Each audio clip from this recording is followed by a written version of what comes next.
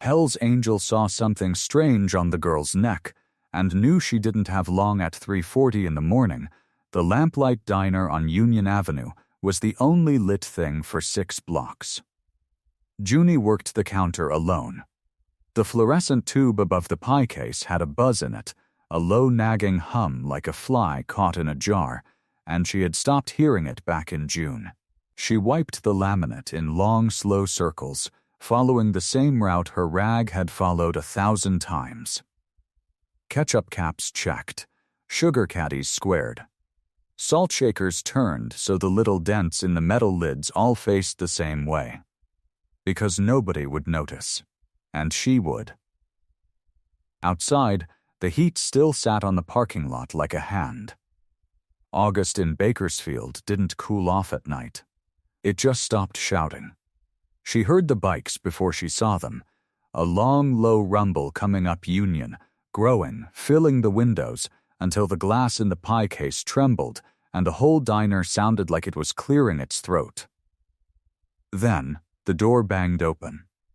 They came in 22 deep. Boots on tile, leather creaking, the smell of road dust and hot engine oil and somebody's cheap cigar. Death's head patches on their backs. Chains, rings, gray beards, forearms sleeved in ink. The truck driver in the corner booth stopped chewing. The old man by the window folded his newspaper very carefully, like a man trying not to make sudden movements around a dog. Before you continue listening, please let me know where in the world are you watching from today.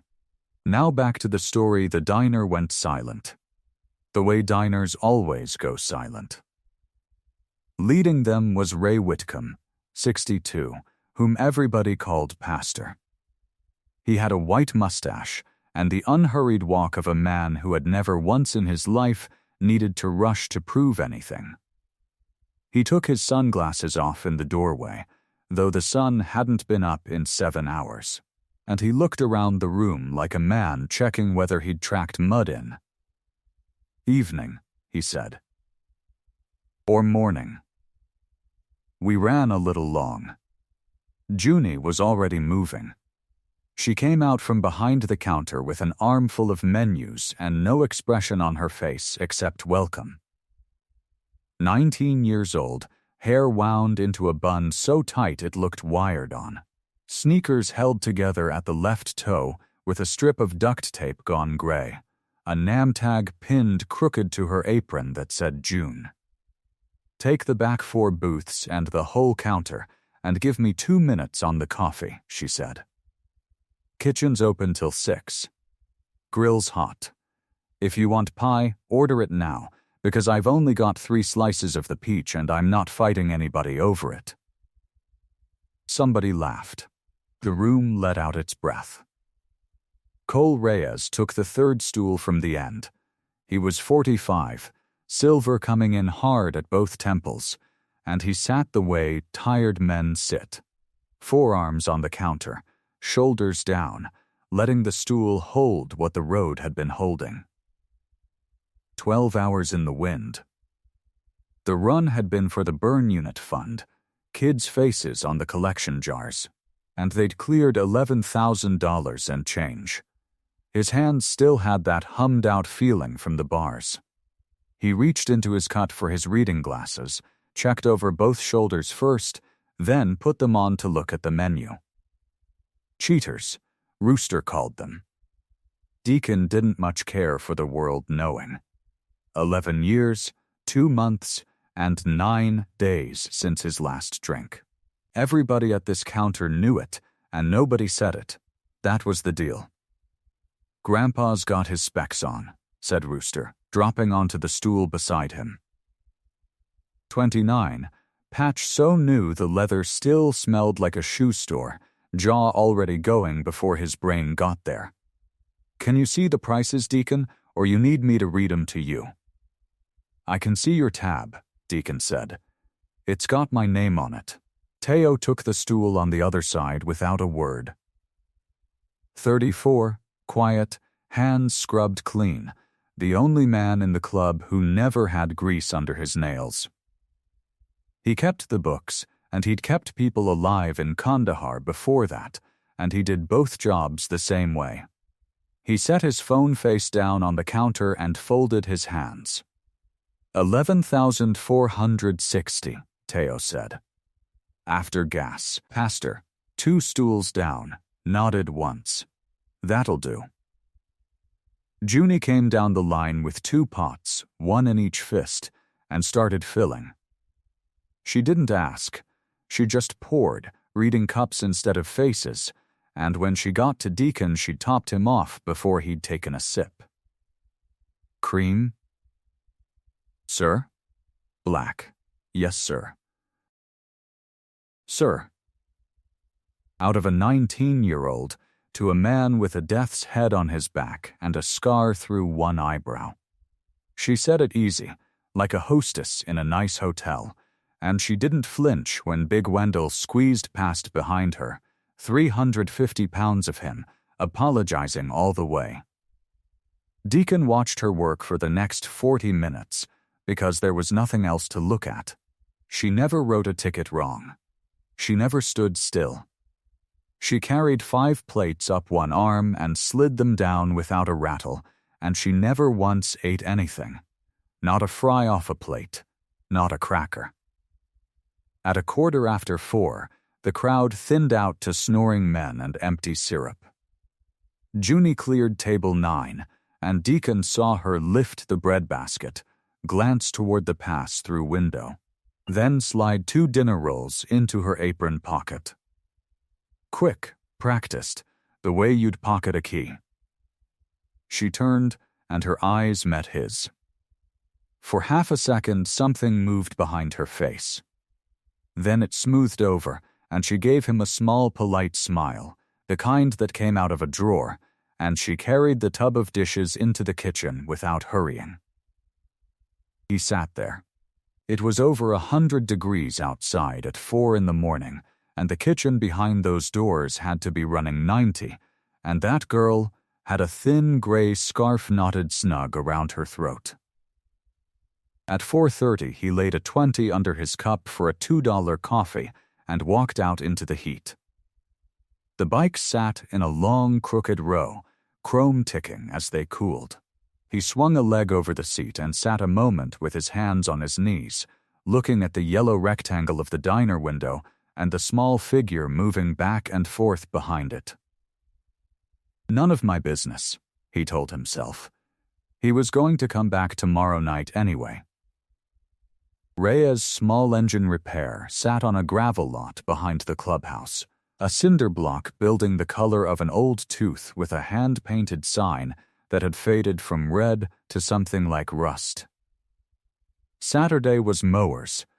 Sunday was supposed to be nothing. Deacon spent that Sunday afternoon with a Briggs & Stratton on the bench, carburetor in pieces on a shop towel, the little brass parts laid out in a row like teeth. Fans in both doorways pushing hot air at each other, the radio playing a Spanish station he never sang along with when the door was open. Casserole lay on her side under the workbench, where the concrete stayed cool. She was a pit bull, gray as dishwater, one ear chewed short, and she had come to him 6 years ago out of a ditch on Weed Patch Highway, so skinny that Big Wendell had said she looked like she needed a casserole. The name stuck. She thumped her tail twice when he stepped over her and did not otherwise move. At 6 he washed up, ate a bowl of beans standing at the sink, and went into the back office. The office was 8 feet by 10. A desk, a calendar from a bearing supplier, a filing cabinet with a dent in it. He shut the door, which he always did, even though there was nobody in the building but the dog. Then he opened the bottom drawer and took out his mother's Bible. It was a small black one, Spanish, the leather worn soft as a wallet, the spine held together with clear tape he had replaced maybe 9 times. Her handwriting crowded the margins. Rosa Reyes had underlined things in ballpoint and dated them, and there were pages where the ink had gone through and blurred. and he had never once been able to decide whether that was water or something else. He put on his reading glasses. He read for 20 minutes. He did not say anything out loud. When he was finished, he set the Bible back in the drawer, under the folder of old receipts, and closed it. If you had asked him why he hid it, he would have said he didn't hide it. But there wasn't a man in the club who had ever seen it, and that was on purpose, and he knew it. At 3 in the morning, he was awake anyway. He rode down Union with the windows of the city all dark, and the streetlights making long orange puddles on the asphalt. He parked away from the door. Just his bike out front. No row of chrome, no rumble. Nobody with him. The bell over the door made a small sound when he came in at 3:15. There were 2 customers. A cab driver eating pancakes with his cap on the table, and a woman in scrubs asleep, sitting up in the corner booth, with a cup of tea going cold in front of her. Junie was refilling ketchup bottles at the end of the counter, funnel in one hand, and she looked up. "Anywhere you like," she said. He took a booth in her section. 3rd one back, facing the door out of habit. "Coffee, black?" "Yes, sir." She brought it in a heavy white mug, filled to the brim without spilling, and set down 2 creamers anyway before she remembered and took them back. "Sorry, no harm." She started to turn. "Junie," he said. "That your whole name?" She stopped, kept her eyes on the coffee pot in her hand, the way a person watches a thing so they don't have to watch you. "June," Namatug says June. "Guy in the kitchen called you Junie." "It's both." "How long you been here?" "A while." "You always work this shift?" "6 nights," she said. 10 to 6. That's a lot of nights. It's what they've got. She said it flat and pleasant, like reading off the specials, and then she was gone down the counter, and that was the whole conversation. But 4 minutes later she came back and topped him off. He hadn't drunk half of it. She did it again at 3:40, and again a little after 4, and she never once let it get low enough for him to look at the bottom of the cup. He watched her without watching her. She did not eat. The cook slid a plate of hash browns out to her at 4:15, unasked, and she said thank you and set them on the shelf by the register and never touched them once. They went cold and gray, and she scraped them into the trash at 5 with her face perfectly still. When she reached across the counter for the check pad, her order book fell open on the laminate, and inside the cover was a piece of paper folded into a small, tight square. Half unfolded, it showed a crayon drawing. A motorcycle. Red frame, big black wheels, and a rider with a smile that went up past where his ears would be. She had it folded and back in the pad before he could look up. Then the cook slammed the pass-through bell. Not a ding, a whack, palm flat, 3 fast times, hard enough that the little metal dome rang out into the empty room. Junie dropped a spoon. It hit the tile and skittered under the pie case, and she did not go after it. She did not turn around. She stood absolutely still with her hands half raised, shoulders drawn up tight toward her ears, and she stayed that way for 2 full seconds. 2 seconds is a long time. Then she laughed, a little breath of a laugh, and she rolled her eyes at herself and said, "Jumpy tonight," and bent for the spoon, and her hand was steady when she picked it up. But Deacon saw her eyes move first. Front door. Back hall by the restrooms. The window over the booths. 1, 2, 3, fast and flat and in order, the way a man checks a room he might have to leave in a hurry. She counted the exits, and then she went and got the spoon. Deacon set his mug down without a sound. He pulled his wallet out, put a 50 on the table, laid the $2 check on top of it, and stood. "Have a good one," she said, not looking up. "You too." Outside, the heat was still there. The parking lot smelled like tar and old fryer grease.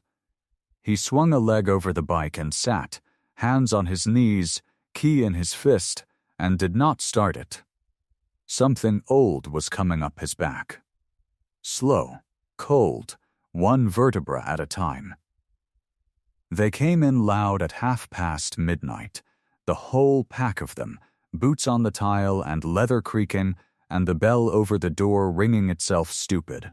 14 bikes out front, and Deacon's shop truck at the end of the row, because he had pulled the trailer that night. Somebody's Sportster had thrown a chain outside Taft, and he had spent an hour on the shoulder in the dark with a flashlight in his teeth. His knuckles were split. There was grease worked into the lines of his hands that no soap was going to lift before Tuesday. The cab driver was gone. The nurse was gone. It was 104 degrees at midnight, and the Lamplight's air conditioner was doing its best, and its best was not much.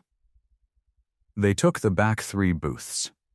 Rooster claimed a whole bench to himself and put his elbows on the table like a man who had earned the world. Big Wendell sat down, and the vinyl let out a long sigh. Teo slid in with his back to the window and set his phone face down. Pastor took the end seat and put his reading glasses on to look at a laminated menu he had known by heart since 1989. Junie came out of the kitchen with her order pad already in her hand. "Y'all been busy," she said. Her voice was wrecked, sanded down to almost nothing, so low you had to lean in. "You sick, sweetheart?" Wendell asked.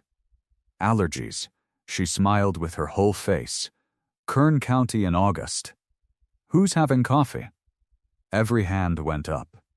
9 of them, then 12. She wrote nothing down and got all of it right. She worked the 3 booths alone. Nobody helped her. Rex was in the back on the flat top, and the busboy had gone home at 11, and she carried plates up both arms. 4 at a time, and she never once let a mug sit empty. Somebody asked for extra gravy, and she brought it before he finished asking. Rooster wanted his eggs redone, and she took the plate without a word or a sigh and had a new one down in 3 minutes. She was the only waitress in Bakersfield who did not flinch at a room full of Hell's Angels. Deacon had noticed that the first night. She looked them in the eye like they were insurance men. Between rounds, she stood at the end of the counter with a milkshake.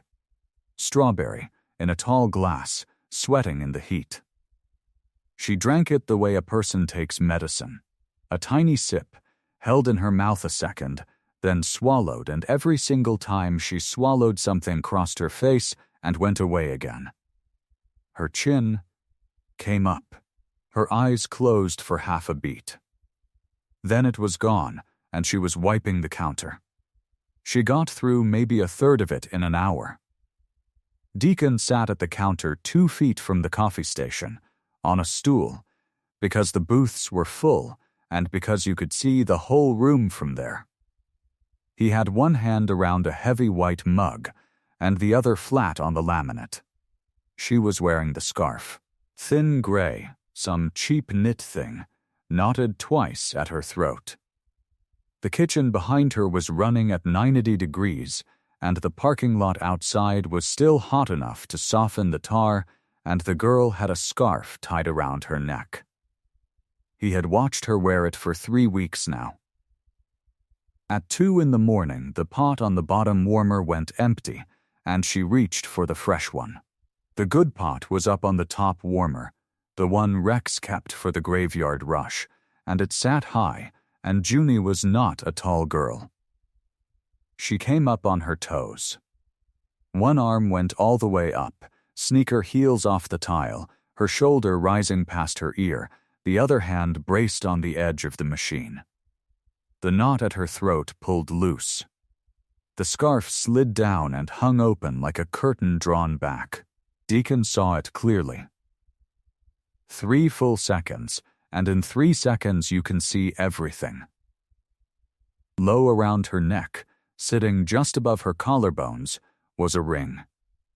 Raised, dark, the color of a bruise going from purple into yellow at the edges, thick as a finger. And it went around her throat like something had been there and had not let go. And beneath it, in the soft hollow at the base of her neck, 3 small numbers were tattooed in a neat straight row. Even spacing. Steady hand. Ink so fine and so deliberate it looked printed, the way a part number is stamped into a casting. Like a serial number. Like something catalogued. His coffee cup stopped halfway to his mouth. Junie came down off her toes with the pot in her hand. Her free hand went to her throat without her even looking. 2 fingers, a fold, a tuck. One practiced motion, the same motion 1,000 times before, and the gray scarf sat back where it had been. She turned around with the pot. More coffee? Deacon set the cup down on the counter. No, he said. Thank you. He put money on the laminate without counting it, stood off the stool, and walked out. The heat hit him in the chest. The lot smelled like tar and fryer oil and somebody's exhaust. He went past the row of bikes to the truck at the end, opened the door, climbed up behind the wheel, and pulled it shut. Then he put his forehead down on the steering wheel. Marisol, 19 years old, standing in their mother's kitchen in the spring of 2003, with her hair up in a rubber band, laughing at something on the television, and when she turned to get a glass down from the shelf, her collar shifted, and there it was. That same ring, low on her throat. He had asked. He was 25, and he had asked her, and she had waved a hand at him and said, "Cabinet door, Cole." I walked right into the cabinet door, and she had laughed, and he had wanted so badly to believe her that he did. 3 weeks later the phone rang. Deacon lifted his head off the wheel. His hands would not work right. He had the key in his fist, and he could not find the ignition with it. Not again, he said out loud, to nobody, in a hot truck in an empty parking lot. Not again. The clubhouse sat behind a chain-link fence off a frontage road, cinder block painted white, with the shop and its bay doors at the back of the lot. Deacon rode in at 5 in the morning, with the sky going gray over the mountains, and Casserole barking once from her run before she recognized the sound of his pipes and quit. The office light was on. Pastor was standing at the little counter in the corner with a scoop of coffee in his hand, still in yesterday's shirt, hair flat on one side. 62 years old and up before the birds every day of his life. You're either early or you never went to bed, Pastor said. Never went. The office did not look like an office. There was a metal desk with a ledger on it and a folding chair, and on the wall behind the desk hung a plain wooden cross. Nothing on it, just 2 pieces of oak somebody had joined with a lap cut. Beside the cross was the run calendar with the toy run circled in red marker, and beside that, in a cheap black frame, a photograph of a girl with Pastor's own square jaw laughing at a birthday cake. Kayla Whitcomb, 1990 to 2011. Deacon had never once heard Pastor say her name out loud without stopping in the middle of it. "Sit down," Pastor said. Deacon did not sit down. He stood with his back against the doorframe and his hands hanging, and he told it. The girl at the lamplight. Junie. His voice came out flat, like he was reading off a parts order. She reached up for the coffee pot on the top warmer tonight, and her scarf came loose. 3 seconds. maybe 4.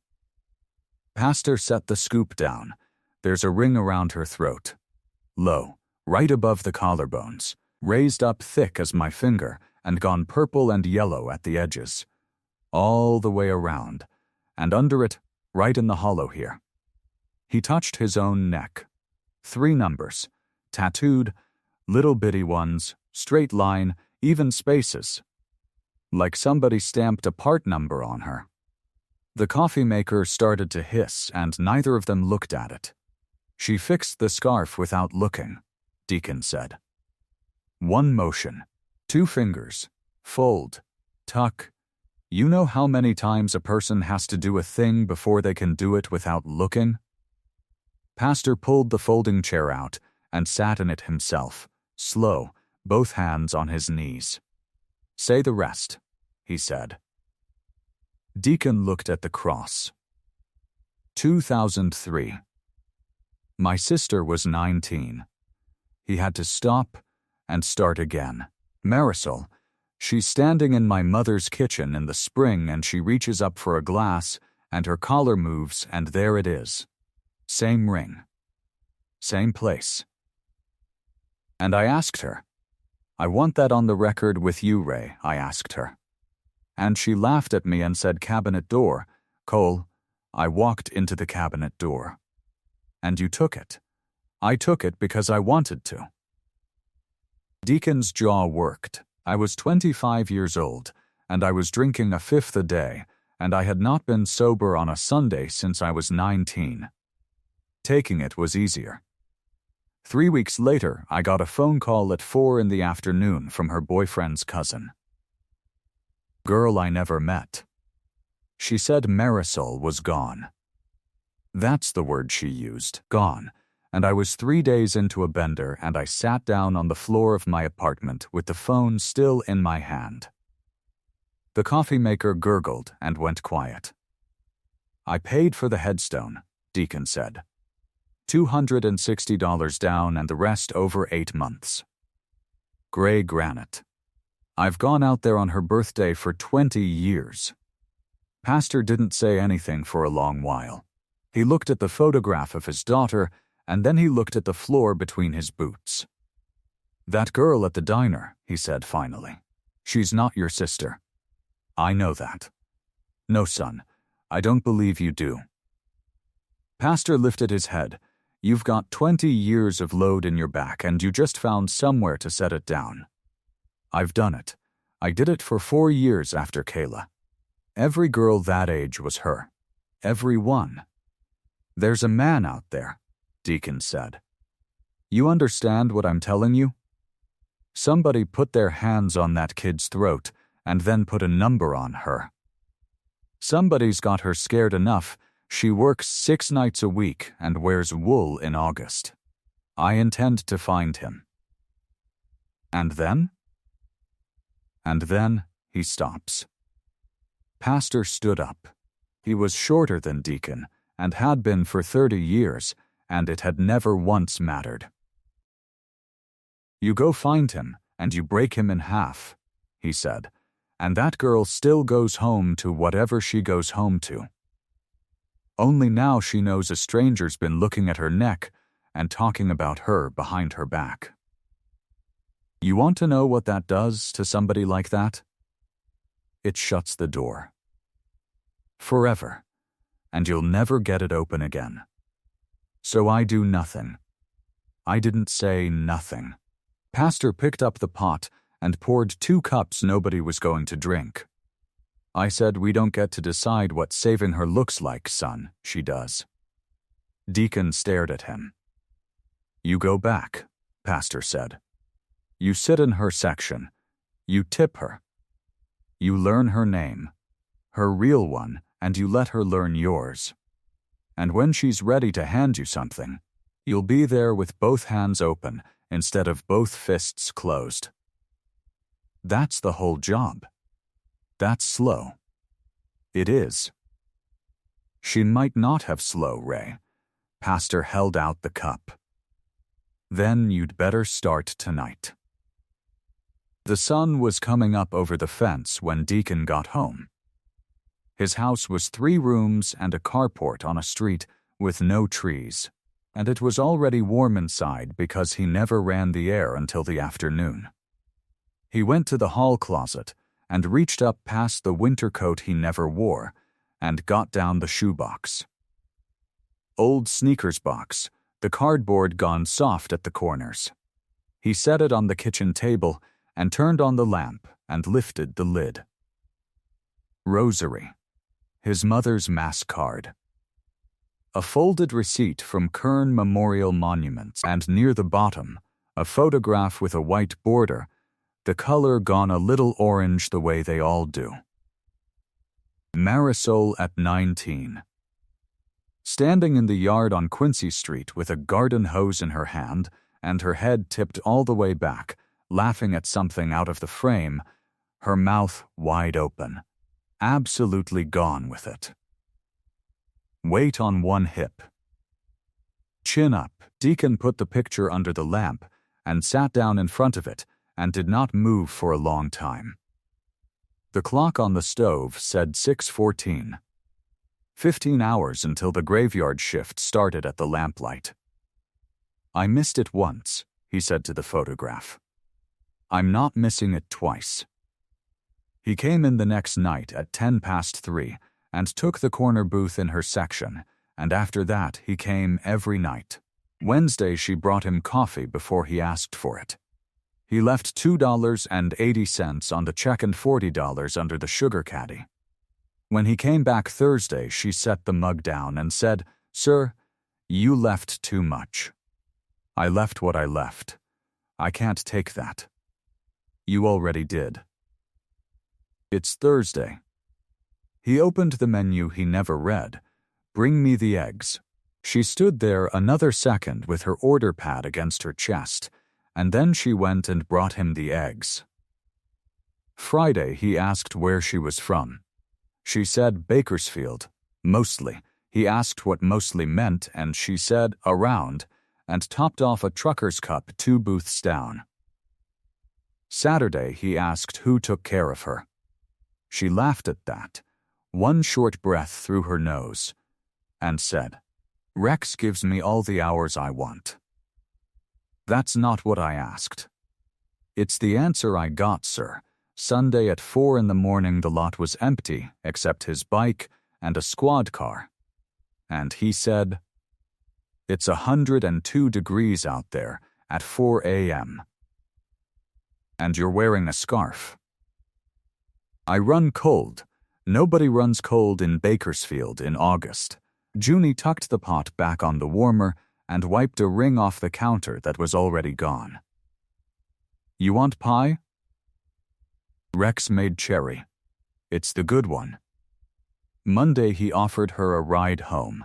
She said no so fast it was almost before he finished.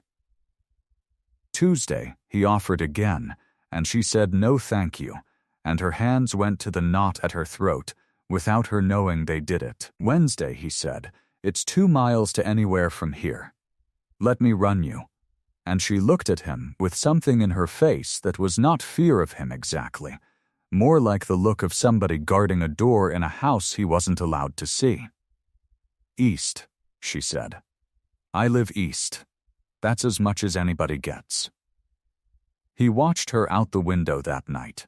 20 till 5, she came out the side door with her apron folded over her arm and a paper napkin bundle in her hand, and across Union a gray Buick sat idling with its parking lights on. Been there 20 minutes. Every night. Same spot, same time, engine running the whole while like a man who wanted to be able to leave fast. She got in. The Buick pulled off south. Deacon wrote 3 letters and 3 numbers of the plate on the back of a coffee receipt with the little pencil he kept in his cut and folded it into his wallet and sat on his bike until the sun came up gray and mean over the freeway. 3 weeks. 21 nights. He learned things. She never ate. Not once. A milkshake. Sometimes. Chocolate. and she drank it standing up at the end of the counter in sips so small they hardly moved the level in the glass, and every third or fourth sip she stopped and closed her eyes and breathed through her nose like she was waiting for something to pass. She pocketed the dinner rolls that came back untouched, wrapped them in napkins, quick, low, by the dish pit. She counted the exits.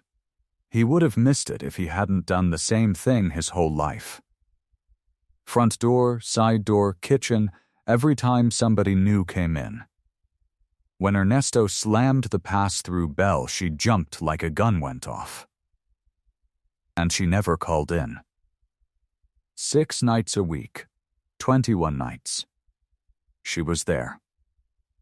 Then Tuesday, around 2 a.m, Rooster came in loud, half drunk, laughing at something Big Wendell had said in the parking lot.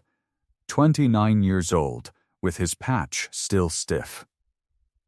He dropped onto a stool and put both elbows on the counter, and when Junie set down his water, he saw the watch on her wrist, an old gold thing with a cracked face, and he grinned and said, "Hey, hold up.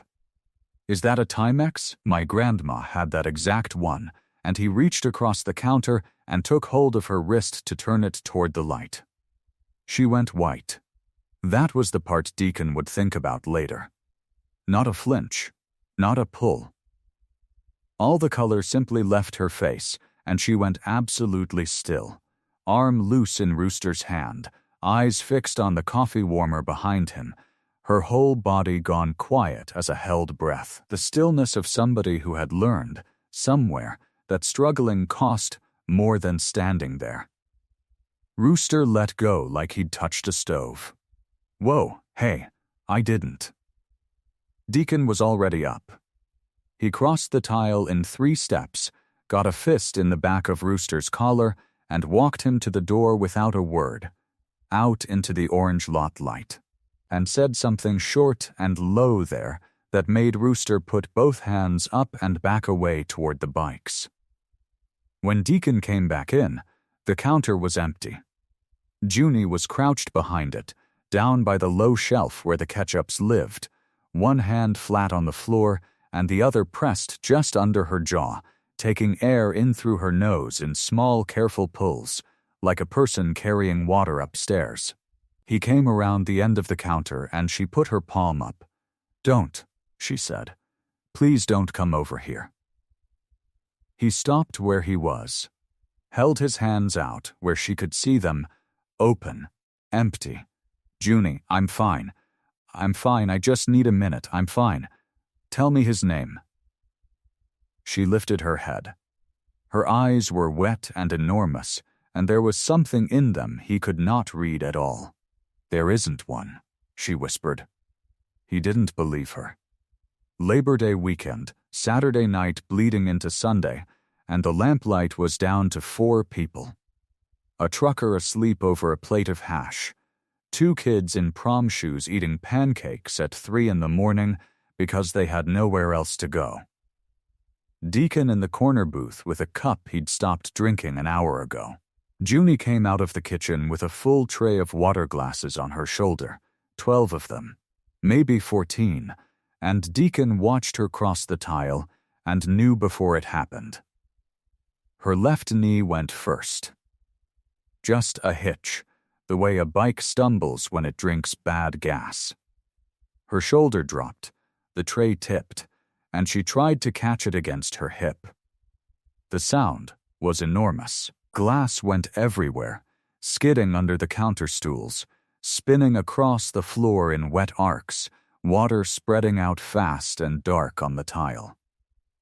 One of the prom kids yelped. The trucker didn't wake up. Junie stood in the middle of it with both hands flat on the counter edge, arms locked, head down, and she did not kneel.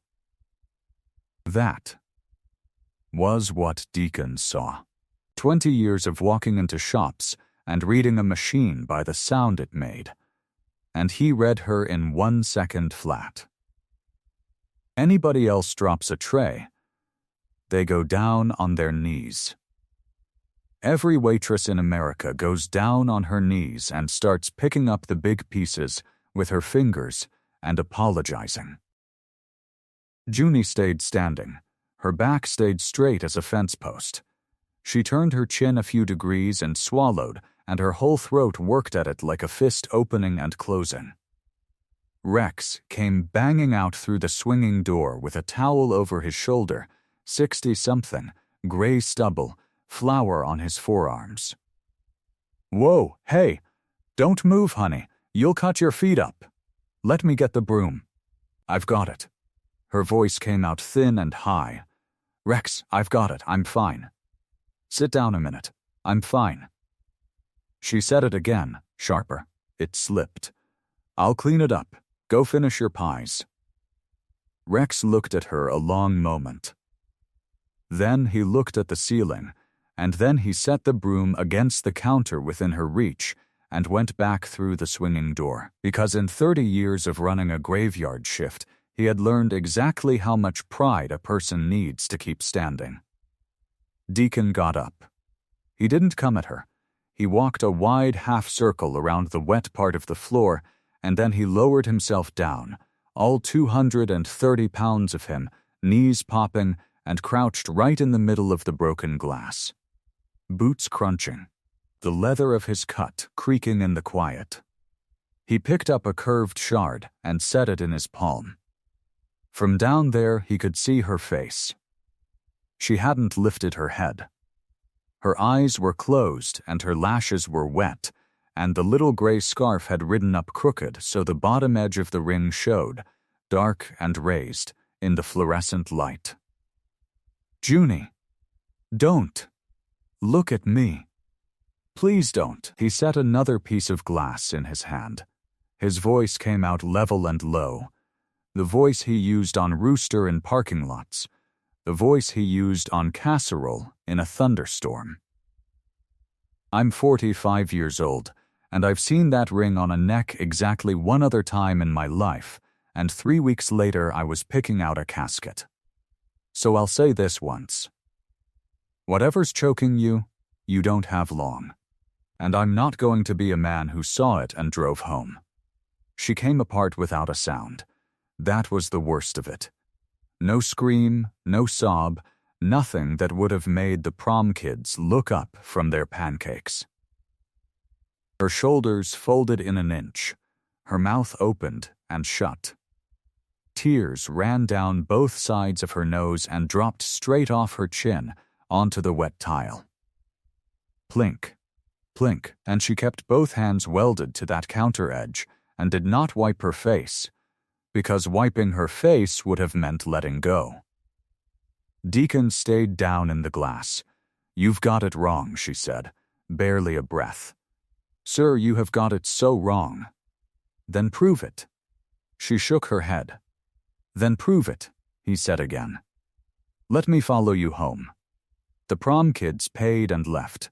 The trucker woke and paid and left. Rex came out and swept the glass himself while Junie ran the coffee machine down and wiped the warmers, and neither of them said one word about it, and Deacon sat in the corner booth with his hands around a cold cup and waited. At 20 till 6, the sky over the freeway went the color of dishwater. She came out the side door with her apron folded over her arm. Across Union, the gray Buick sat idling with its parking lights on.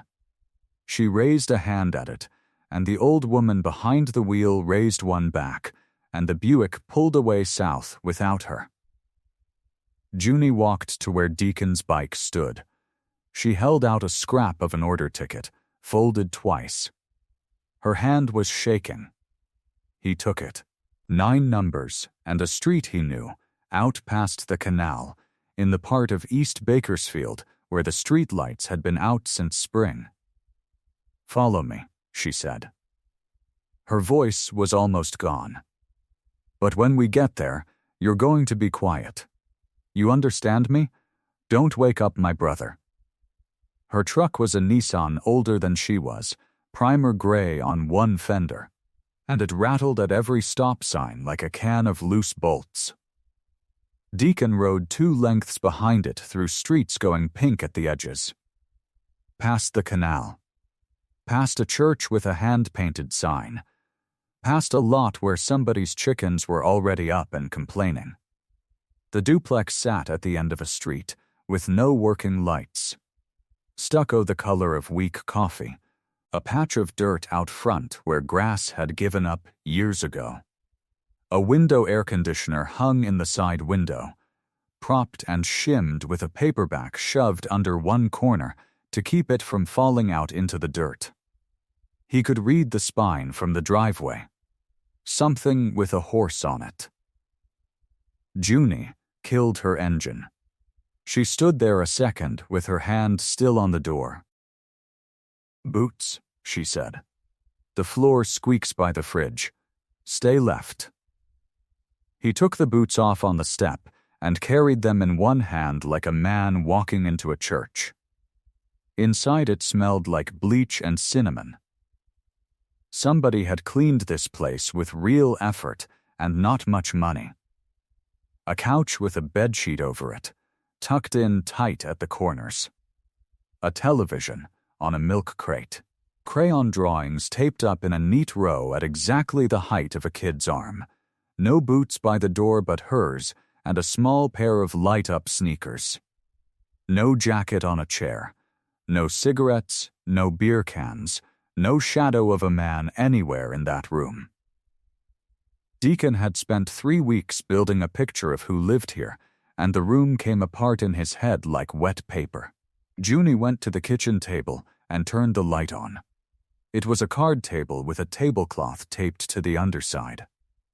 On it sat a plastic pill organizer with 7 little doors, 4 of them empty, 3 of them full.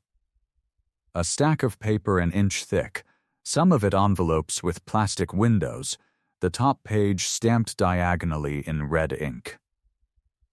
Financial hold, and under that, curling at the corners, a printout. Gray and black. A cross-section of somebody's neck, and inside the gray, a white shape that did not belong there, big as a walnut. Junie stood with her hip against the table and reached up behind her neck. She untied the scarf.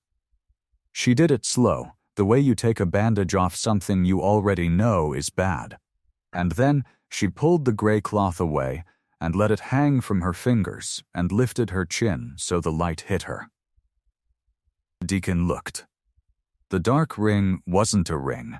It was a raised seam of scar low on the left, a puckered circle the size of a nickel where something had been put into her and taken back out again, and around it and under it the whole side of her throat was swollen, thick and shiny, pushing the skin out where skin should have laid flat. The color he'd read as a bruise for 3 straight weeks was just that. Swelling, blood under pressure. A neck with something growing in it. And there, in a small tidy line below her collarbone, 3 little marks. Dots. Almost. Blue-black. Neat as pen ticks on a work order. "Those are alignment tattoos," she said. "A tech at the clinic in Fresno put them there with a needle so the machine knows where to aim. They're permanent. They're not letters. They're not anybody's initials.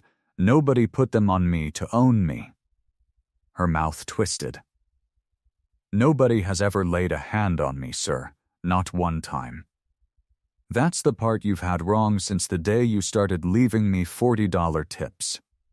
Deacon didn't move. "When I flinch at the bell, it's because loud makes me swallow, and swallowing hurts like getting stabbed. When your friend grabbed my wrist and I went stiff, that's what happens when I get startled. It pulls. It's not fear." She folded the scarf over once.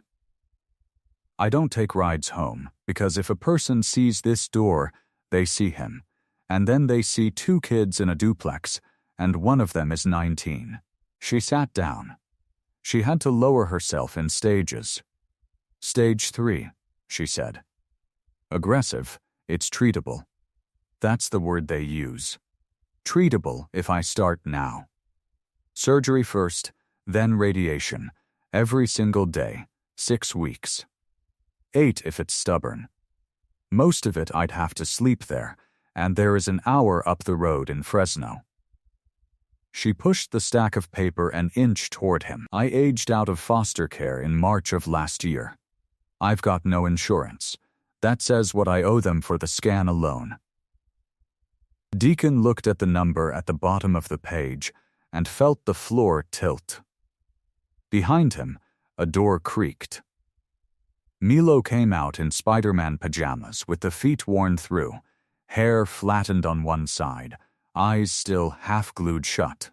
He was carrying 2 bowls of dry cereal, one in each hand, held out level and careful the way you carry something you've been trusted with. He stopped when he saw the man in socks standing in his living room. Then he looked at his sister for the rule on it, got nothing, and lifted one bowl toward Deacon instead. "Do you want mine?" he said. "I can eat the other one." Nobody said anything for a second. "He does that every morning," Junie said quietly. "He's 8. Nobody taught him. He just started making 2. Deacon crouched down and took the bowl and said thank you. "If I go in for 8 weeks," Junie said, "there's nobody to hand him to. I'm his sister. I'm not his guardian. Not on paper. There's no paper anywhere in the world with my name on it that says I'm allowed to have him." Her voice went to almost nothing. "So a nurse makes one phone call, and the county comes and puts him back in the same system that had me for 11 years. And I have seen what that looks like from the inside, and I am not sending him in there so I can lie down." She reached over and put her hand flat on the boy's back. "I'm not refusing treatment," she said. "I'm choosing him."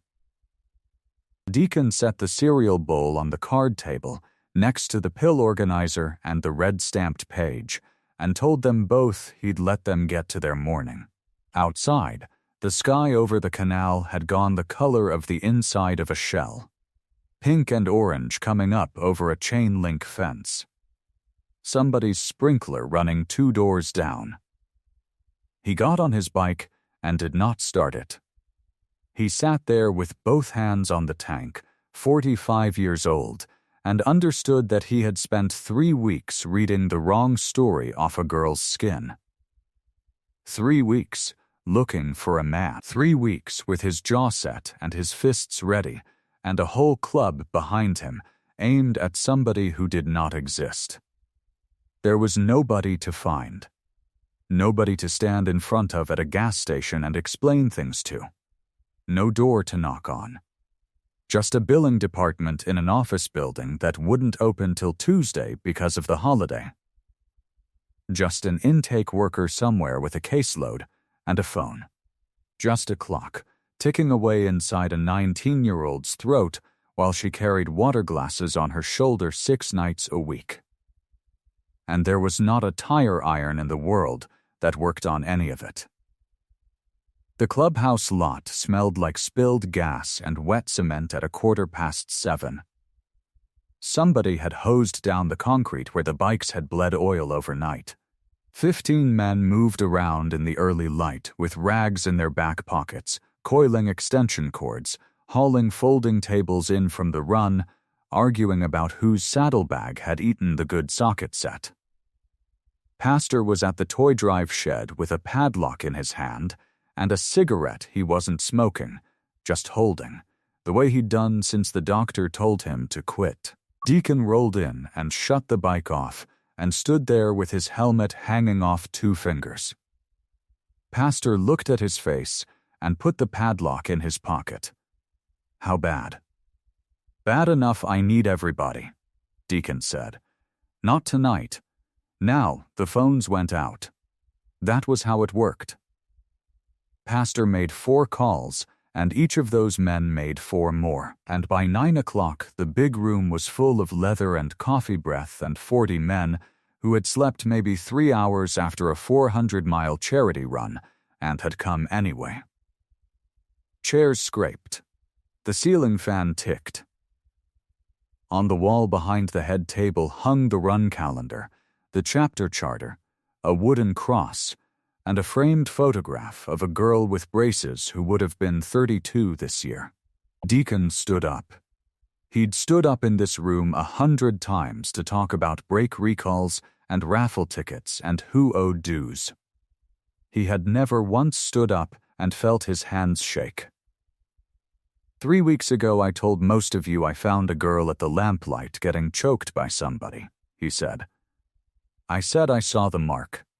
I said I knew what it was, because I saw it one other time in my life, on my sister, in 2003, and 3 weeks after that, I was picking out a box to bury her in. Nobody moved. I was wrong. He heard it come out of his own mouth and kept going before he lost the road. I followed her home this morning. There's no man. There's no boyfriend, no uncle, no landlord leaning on her. There is nobody in that house to go find. That ring on her neck is a scar from a port they put in her, and a swelling from a mass the size of a walnut sitting on her airway. Those 3 marks I called a serial number are ink dots a technician put on her, so a radiation machine knows where to point. Somebody at the back said a word under his breath and then said sorry to the room. Her name is Maria June Reyes. She's 19. Stage 3. Doctors say treatable. Deacon let that word sit a second. Treatable means surgery. Then radiation 5 days a week for 6 weeks. 8 if it's stubborn. Most of it she sleeps up there. Fresno, hour each way. He took the folded papers out of his cut and laid them on the table without opening them. She aged out of foster care in March of last year. No insurance. She owes them 5 figures for 1 CT scan, and there's a red stamp on it that says financial hold, which is the polite way of telling a kid to go home and get worse. Teo, front row, elbows on knees, hadn't blinked. And that's the smaller half, Deacon said. She's got a brother, Milo, 8 years old. She's not his guardian. Not on any piece of paper, anywhere. She's his sister, and that's it, and the second she checks into a hospital bed for 8 weeks, a nurse who's required by law to make a phone call makes it, and the county comes and takes that boy back into the same system that had her for 11 years. He looked at the floor. So she's not going. She's carrying trays 6 nights a week with that thing squeezing her throat because she'd rather stand up till she drops than watch him disappear into a file. He lifted his head. She said it plain. She said, I'm not refusing treatment. I'm choosing him. The fan ticked. I want to be straight with you about the rest of it too, Deacon said. I ran at this thing for 3 weeks with my fists ready because I have spent 20 years telling myself I let my sister die. I was 25 and drunk, and a phone call told me she was gone, and I built a headstone on it. That's mine. That's not that girl's. I read my own guilt off a stranger's neck, and I almost missed what was actually killing her. He put his hand flat on the table. There's nobody to hit. That's what I'm telling you. There's a billing office that opens Tuesday. There's an intake worker with a caseload. There's a school district and a court clerk and a clock in a girl's throat. Not one thing in that list has a face, and there's not a tire iron in the world that works on any of it. He sat down. The silence went long.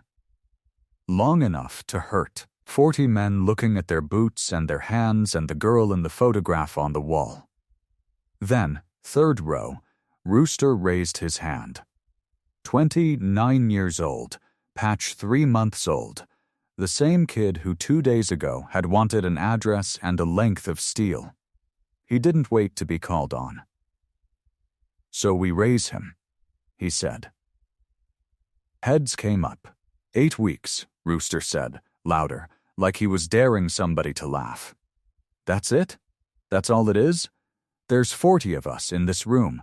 Somebody drives him to school. Somebody feeds him. Somebody sits with him while he does his homework. 8 weeks is nothing. I've done 8 weeks of nothing my whole life. Teo stood up next. He didn't raise his voice. He never did. I'll take the paper, he said. All of it. Charity care application, the hospital's financial assistance office, the county, the school, every form, every phone call, every hold. I want it all coming through me, so nothing gets dropped. He looked at Deacon. Money's a math problem.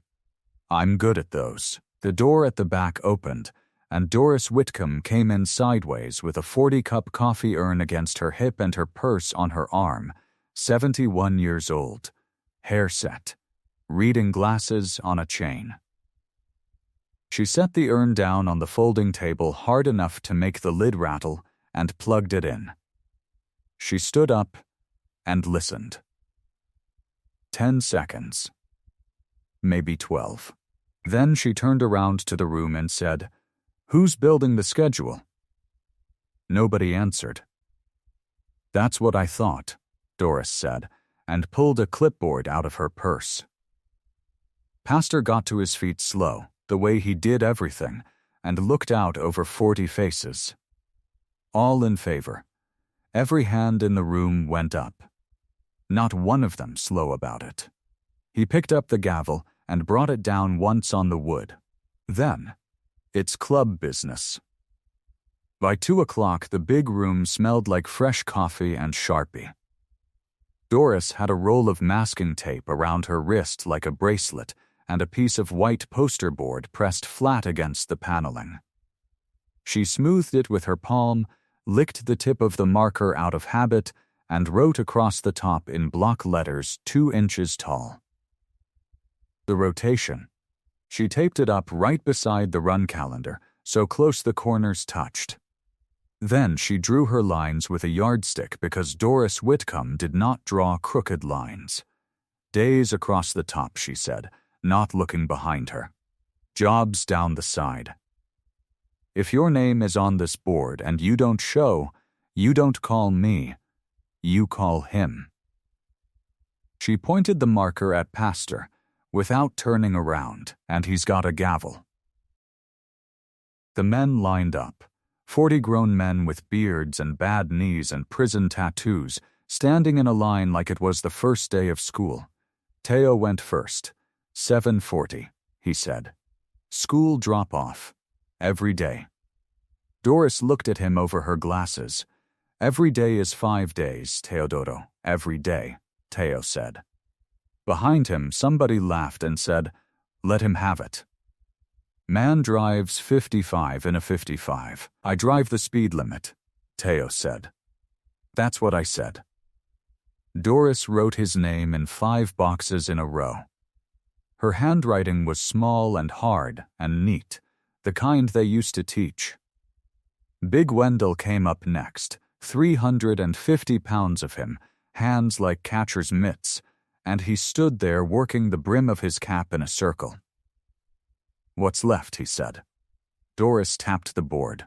Reading practice. 20 minutes a night. Boy's 8, so he's what, 2nd grade, 3rd?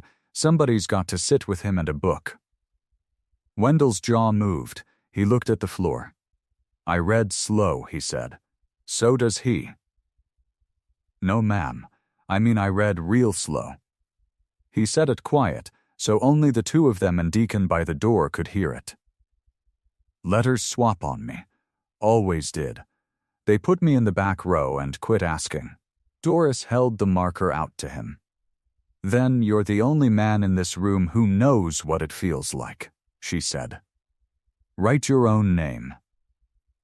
Wendell took the marker in his fist like a screwdriver and printed Wendell in the box, and one of the L's leaned, and nobody said a word about it. Rooster shoved in sideways. Tuesday, pickup and homework. Picnic table out back of Deacon's shop. You know long division? Doris asked. No. You going to learn it by Tuesday? Rooster's ears went red. Yes, ma'am. She wrote him in. She took Wednesdays herself.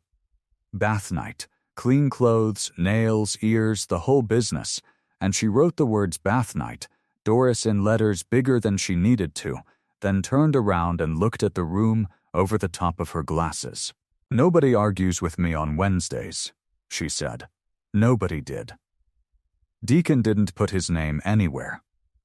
He stood at the back with his coffee going cold in his hand and watched a board fill up in 20 minutes that a county office would have needed 6 months and a grant to make. Then he set the cup down and got on his bike and rode east. The duplex looked worse in the afternoon glare than it had at dawn. The AC unit hummed with the paperback still shimmed under it.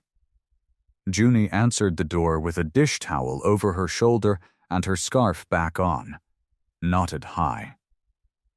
You came back, she said. Her voice sounded like a screen door. I came back. He sat at the kitchen table with the pill organizer between them and laid it out plain, the rotation. Teo on the school run, Wendell on the reading, Doris on Wednesdays. A poker run in 3 weeks with a rebuilt panhead as the raffle prize. Teo taking the billing office apart line by line starting Tuesday morning at 8. Junie listened with her arms folded and her eyes getting harder the whole time. No, she said. Junie, no, she stood up. The chair squeaked. You know what help costs? I've had help my whole life. Help is a woman with a badge in her purse and a clipboard and 42 other kids. Help is a church lady dropping off a box of canned corn and then telling the county your fridge was empty. Help is a form. And then somebody comes and takes him. Her hand went to her throat, quick, like she was checking the knot. Nobody gives you 8 weeks for free. Nobody. There's always a bill. There's a bill, Deacon said. She stopped.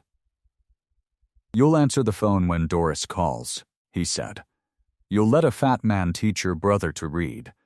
You'll go to Fresno and lay down and let them point that machine at you, and you won't get up and come home because you feel guilty. That's the bill. That's the whole bill. Junie stared at the table a long moment. Then she walked into the other room and shut the door. Quiet, which was worse than slamming it. The shop was cooling off by 9, the roll door up, moths going crazy around the work light. Milo sat on an upturned crate with a spark plug in both hands like it was a baby bird. Casserole had her big gray head laid across his knees and one back leg twitching in a dream. Gap's the space, Deacon said, tapping it. Too wide, no spark. Too tight, no spark. Milo turned it toward the light. Then he said, without looking up, why would 40 people I never met help me? Deacon wiped his hands on a rag longer than he needed to. Because somewhere along the line, he said, every one of us was a kid nobody showed up for. The crickets sawed away out in the lot. Milo turned the plug over again. In the doorway, Junie stood with her arms crossed, leaning on the frame, and neither of them knew how long she'd been there. Okay, she said. September came in mean and hot, the kind of heat that doesn't quit at sundown. At 2 in the morning, the clubhouse was down to 1 lamp and 1 man. Teo sat at the long table with the hospital's charity care application spread out in front of him, 4 pages front and back, and a calculator he'd bought at a drugstore in 2009.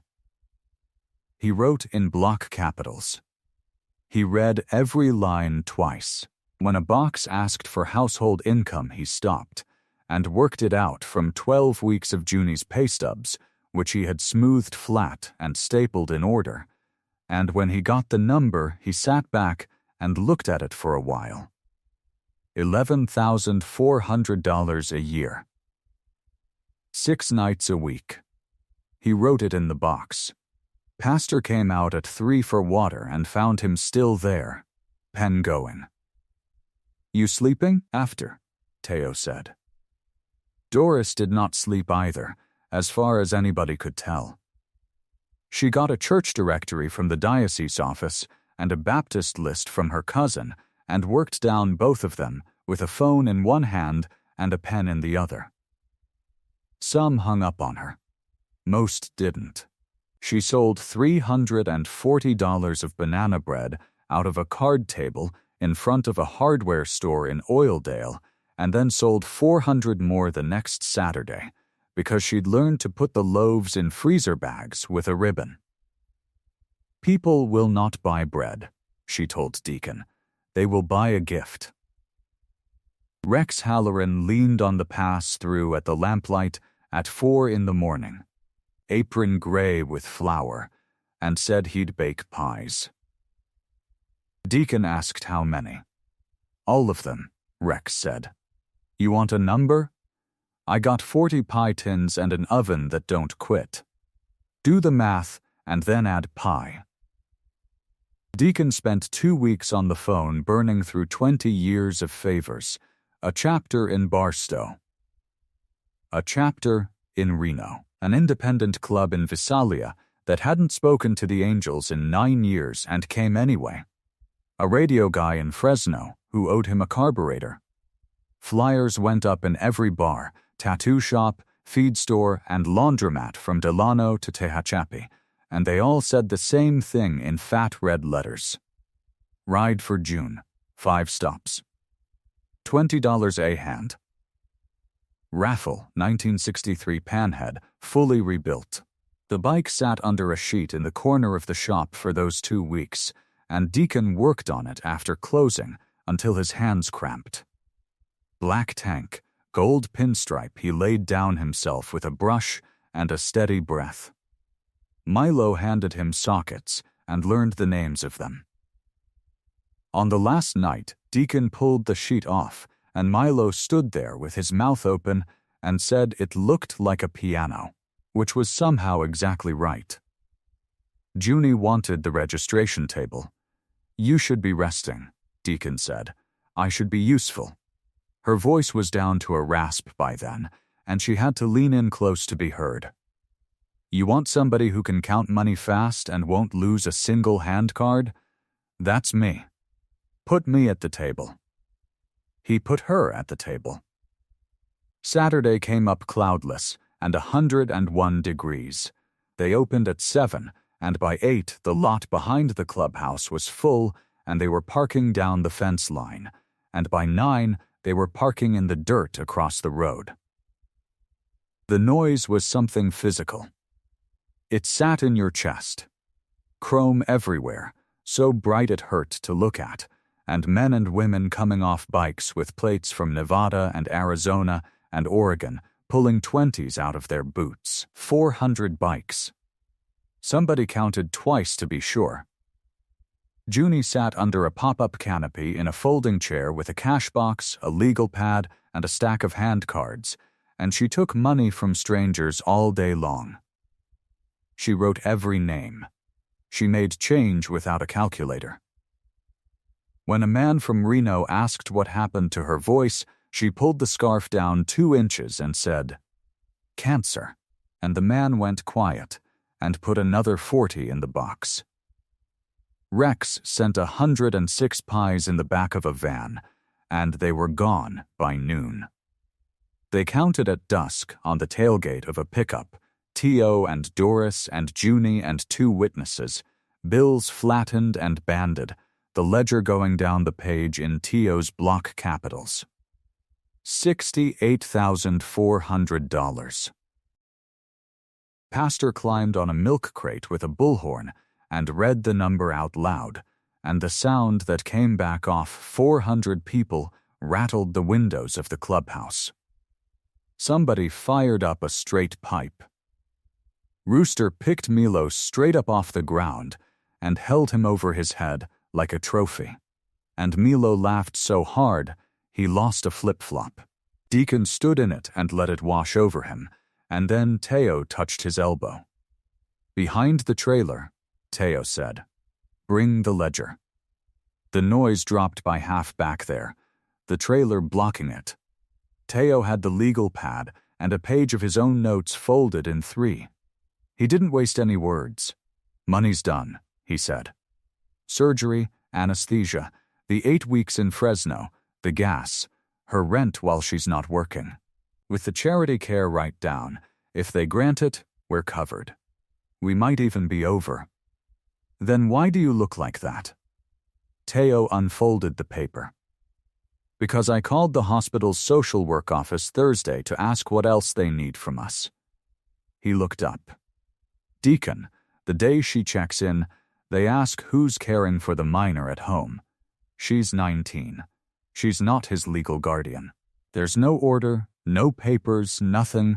Nobody signed anything ever." Deacon felt the ground shift a little. "She's his sister. On paper, she's a girl he lives with." Teo's voice stayed flat, which made it worse. Every nurse, every social worker, every teacher at that school is a mandated reporter. First one who hears there's an 8-year-old with no adult on file makes a phone call. They have to. It's the law. And then the county comes and gets him, and it doesn't matter that we raised $68,000, and it doesn't matter that 40 of us signed up for bath night. Out front, somebody was reading raffle numbers. A woman screamed with joy. "Money was never the choke point," Teo said. "It was the paper." Deacon looked past the corner of the trailer at 400 people celebrating in the dust and the last orange light, at Doris with her clipboard, at Milo up on Wendell's shoulders now with a paper cup in his fist, at Junie counting bills with her scarf loose at her throat. Not one of them knew. They hadn't won anything yet. Doris's kitchen smelled like cinnamon and hot dish soap.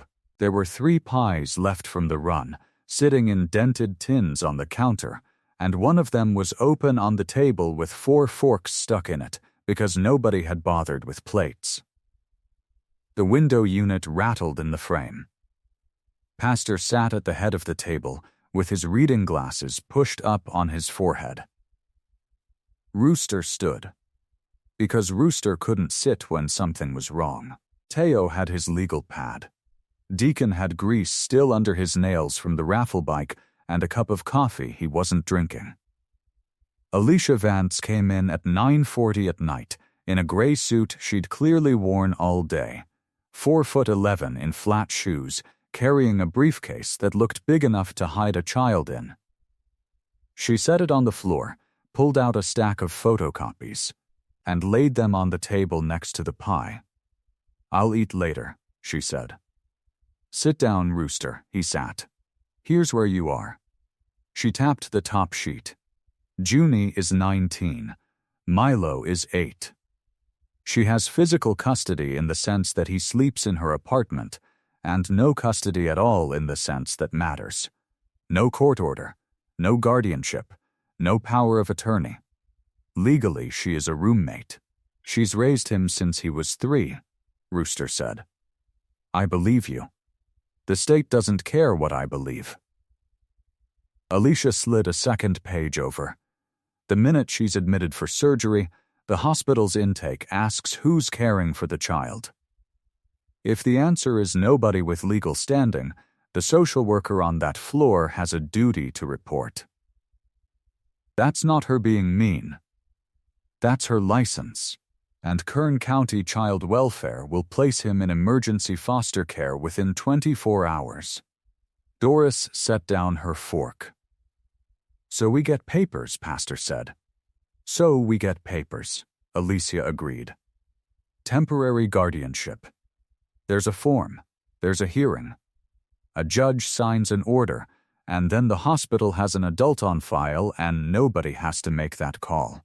It can be done in 3 weeks if the file is clean. Then we do it tonight," Rooster said. Deacon does it. Deacon's the one who found her. Deacon's the one sat in that diner 3 weeks straight. Deacon paid the light bill on that duplex out of his own pocket, and don't tell me he didn't, because I saw the receipt in the truck. Alicia looked at Deacon and didn't look away, which he respected. "Mr. Reyes cannot be the guardian," she said. The window unit rattled. Nobody said anything. "Say that again," Rooster said. "The court will run a background check.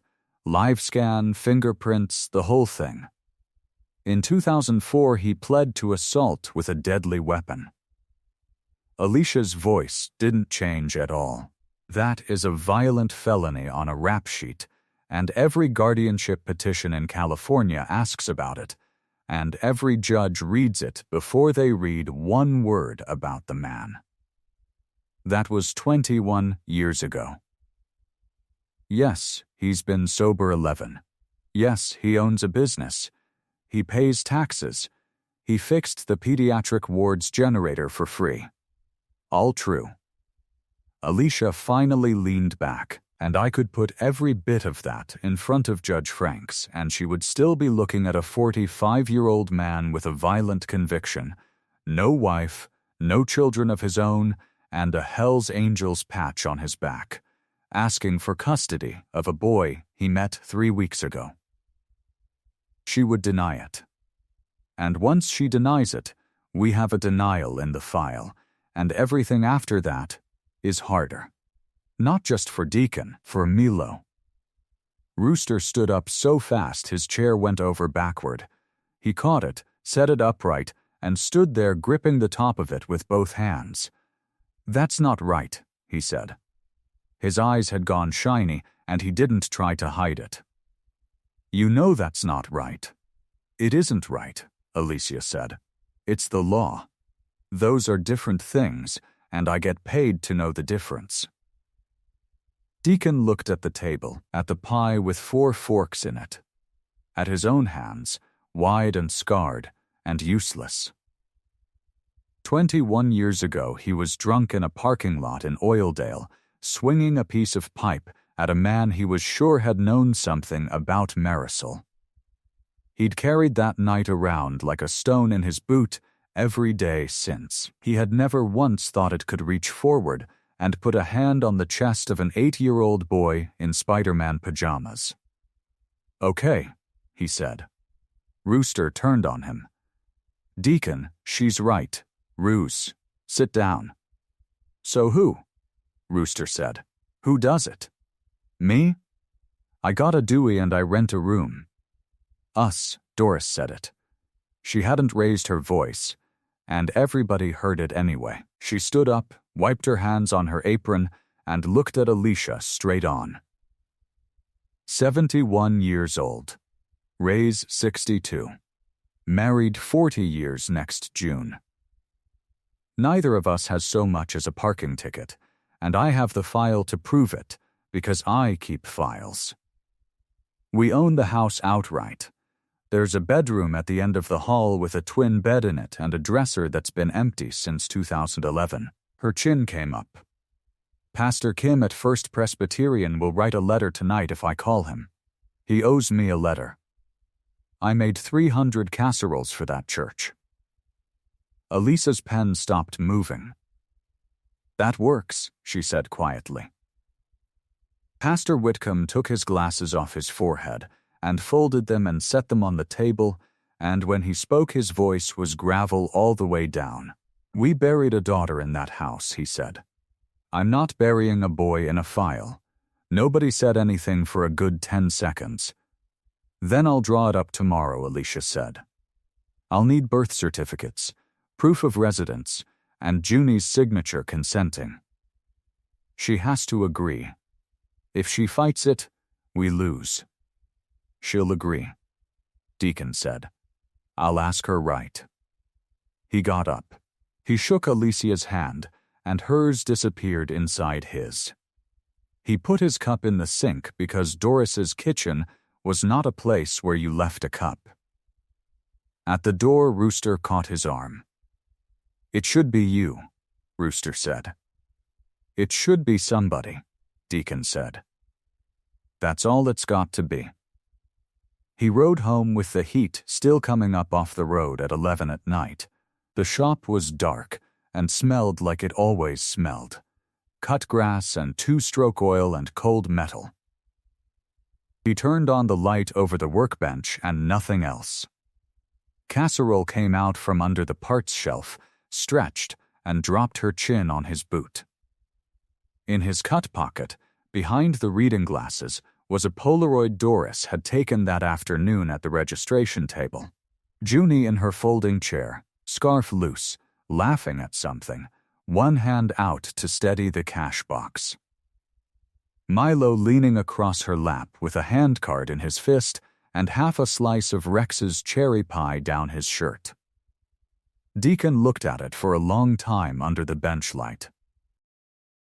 Then, he peeled a strip of duct tape off the roll on the shelf, walked over to the little humming refrigerator in the corner where he kept his water and his lunch, and taped the Polaroid to the door at eye level. He stood there with his hand flat against the cold metal beside it. "We don't have to be on the paper," he said quiet, to nobody. "We just have to be underneath it." 10 days later, the paperwork was signed, stamped, and filed, and Junie Reyes was admitted to the 4th floor of a hospital in Fresno at 5 in the morning on the 2nd of October. By 6, the waiting room outside oncology had stopped being a waiting room. It was built for 12 people. There were 40 in it. Leather cuts hung over the backs of chairs, and the chairs had been dragged out of their neat rows into a rough circle, the way men arrange furniture when they intend to stay. Rooster sat on the carpet, with his back against the wall. Big Wendell took up an entire love seat by himself and had a paperback copy of a chapter book open on his knee, holding it the way a man holds a bird. Teo stood at the window with his legal pad, watching the parking lot fill up with a light gray sky behind it. Doris had brought a folding table. Nobody knew how she had gotten it up the elevator, and nobody asked. It stood against the far wall now with a plastic cloth on it, and on the cloth were 2 coffee urns, a tower of paper cups, a coffee can full of packets of sugar, 4 dozen oatmeal cookies in an ice cream tub, and a cardboard box of Rex Halloran's pie with a note taped to the lid in Rex's handwriting for the angels. "Don't touch till she's out." A nurse came around the corner at 4 minutes after 6 and stopped dead. She was maybe 30, hair pulled back tight, a stethoscope over her shoulders, and a look on her face that said she had seen a great many things on this floor, and not one of them had been this. "Sir," she said to the nearest one, who happened to be Wendell. "Sirs, gentlemen," she held up both hands, palms out, more plea than command. "We have other families on this floor. There are people trying to sleep in these rooms. I need you to please spread out." Doris came around the snack table with a cup of coffee already poured and put it in the woman's hands before she could refuse it. "2 sugars or 3, honey?" "I don't need 3, Doris said, and put 3 in. She patted the nurse's wrist. "Half of them will be down in the lobby in 10 minutes. The rest of them are going to sit there and not say a word. They're not here to make trouble." The nurse looked at 40 men and did not look convinced. "Then what are they here for?" she said. Doris glanced back at the room, Rooster on the floor with his knees up. Teo at the window doing arithmetic on nothing. Deacon standing by the double doors, with his hands folded in front of him like a man at a graveside, silver at his temples under the fluorescent light, waiting on a surgeon he had never met to come out and say a word about a girl he had known for 1 month. "We're just here to hold up the ceiling, honey," Doris said. The nurse drank the coffee. She let them stay. 11 miles south and 40 minutes earlier, Milo Reyes had gone to school in a sidecar. Teo drove. Teo always drove, 55 in a 55, both hands on the bars, taking the corners like he was carrying soup. The sidecar was a 1974 Ural rig Wendell had rebuilt over 2 winters, painted the flat green of an old army truck, and Milo sat down in it in a borrowed helmet 3 sizes too big, so that when he turned his head, the helmet stayed pointed the way it had been. He had to shove it around with both hands to look at things. Casserole rode with him. The pit bull sat upright in the nose of the car, with her ears laid back, and her eyes squinted to slits against the wind, and she had learned to lean into the turns, and there was no power on earth that would have gotten her out of that seat. At the drop-off circle on Sterling Road, 20 second graders came off the blacktop at a dead run. That's Milo's dog. That's Milo's motorcycle. Milo climbed out, wrestled the helmet off, handed it up to Teo, and got his backpack, and then he turned around and put one hand flat on Casserole's head. Formal, the way a man shakes hands. "Bye," he said. "Be good." Teo waited at the curb until the boy was through the door, the way he had every morning since the 22nd of September, and then he drove north to Fresno at 55 miles an hour and never once mentioned it to anybody. By evening, the 4th floor had gone quiet. Junie was in room 412 with the lights low and an IV line in the back of her hand and a plastic pitcher of ice chips she couldn't have yet. Surgery was in the morning. The prep had taken all day, and her voice had gone down to almost nothing from the scoping, and there was a purple bloom of bruise below the hollow of her throat where the mark had always been. Deacon came in at 7 with a plastic grocery bag and a roll of blue painter's tape. She watched him drag the visitor chair over and stand up on it. She rasped, "What are you doing?" "Hold on." He took them out of the bag one at a time.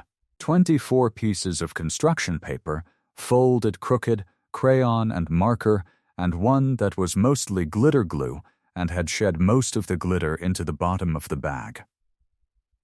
"Get well soon, Miss June.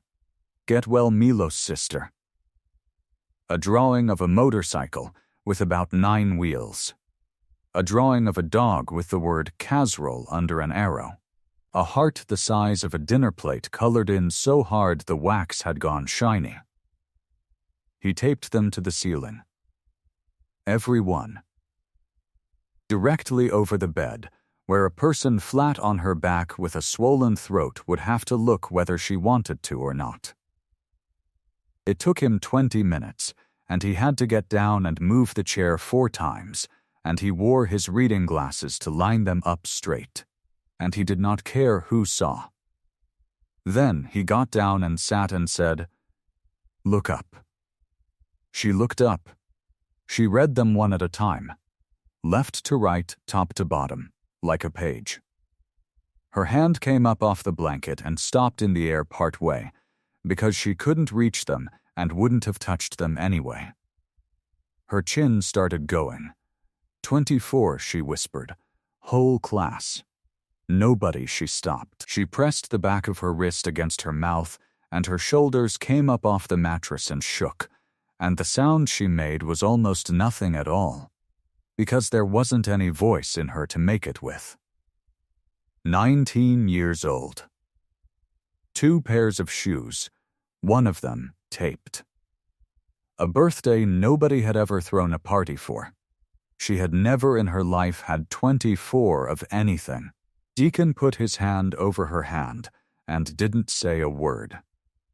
In the doorway, Big Wendell stood with the chapter book still in his fist, 350 pounds of him, tears running straight down into his beard, wiping at his face with the back of his forearm and looking hard at the fire extinguisher on the wall like he'd been sent up there to inspect it. By the third week of radiation, it had stopped feeling like an emergency and started feeling like a job. That was Doris's word for it. A job. She said emergencies wear people out and jobs get done, and then she went back to her clipboard. The rotation hung on the clubhouse wall next to the run calendar, laminated, and by late October the plastic had gone soft and cloudy at the corners from being handled so much. Teo had the 7:40 school run, every morning. No exceptions, no complaints, no mention of it. Rooster had homework at 4 at the picnic table behind the shop, and he had learned to keep a pencil behind his ear like a carpenter and to say things like, "Read it to me again," slower. Because he could not do long division either, and had figured out that saying so was cheaper than pretending. Wednesdays were Doris's. Bath night, clean sheets, sandwiches cut in triangles, hair combed wet and flat like a boy in a school photograph from 1958. And Milo had learned the toolbox. All of it. Every drawer. He could stand at Deacon's elbow with his chin about level with the fender of a Briggs & Stratton and call out sizes before he was asked. 7/16, ½ inch. 9/16, the long one, not the stubby. He said them clean and quick, like a nurse handing over instruments. And grease got into the creases of his knuckles and stayed there through 2 washings, and he was proud of it in a way that made grown men have to look at something else for a second. In Fresno, on the 4th floor, Junie could not say any of that out loud. 3 weeks of daily radiation had taken what was left of her voice and folded it up small. What came out was air with an edge on it. So she used the board, a white dry erase board the size of a magazine that Teo had bought at a drugstore for $4.99, and she wrote with a black marker in small, neat block letters. And when she ran out of room, she wiped it with the heel of her hand and kept going. Her handwriting was better than anyone's in the room. It embarrassed Rooster deeply. That afternoon, the sun came in low and orange across the blanket, and Deacon sat in the chair with his boots flat on the floor and told her about the shop. The Kellerman generator. The riding mower with the cracked deck. Wendell dropping a coffee can of hardware and the 20 minutes of swearing that followed. And then he told her what Milo had said to a customer, an old rancher named Pruitt, who had come in with a chainsaw and a bad temper. Kid looks him dead in the eye, Deacon said. Guy's hollering about his bar oil. And Milo says, "Sir, my uncle can fix that today." He stopped. He hadn't meant to say the word uncle. It had come out on its own, and he let it lie there. Junie was already writing. She turned the board around. Who taught him to say sir? Deacon took the marker out of her fingers. He wiped the board on his knee and wrote, in block capitals that leaned, and turned it back. Doris, with a wooden spoon. She laughed. It came out as nothing at all. No sound, none, just her shoulders going, and her eyes squeezing shut, and her hand coming up flat against the bandage at her throat, because laughing pulled everything that was healing in there, and it hurt like a hand closing. Her face went red. Tears came up at the corners. She did it anyway. She laughed until she had to stop and breathe careful, shallow through her nose. And then she looked at him, and did it again. Deacon watched a 19-year-old girl who had never once in her life let anybody carry anything for her sit in a hospital bed and hurt herself laughing, and he thought that he had never seen anything braver, and he did not say so, because he wouldn't have gotten through the sentence. At 11 that night, he could not sleep in the chair anymore. He walked. Down the fourth-floor hall, past the nurse's station, past the ice machine and its low rattling, down 2 flights of stairs, because the elevator felt like standing still. He ended up on the 2nd floor in front of a door with a small brass plate on it that said chapel, and he had walked past that door probably 50 times in 3 weeks. This time, he went in. It was smaller than a garage. 6 pews, 4 of them empty, and 2 of them empty. A carpeted floor the color of oatmeal. A window of colored glass with a light behind it instead of a sky, because there was nothing on the other side of that wall but a hallway. There was a low wooden rail at the front and a plain cross above it, and a box of tissues on a stand, and the air handler hummed in the ceiling.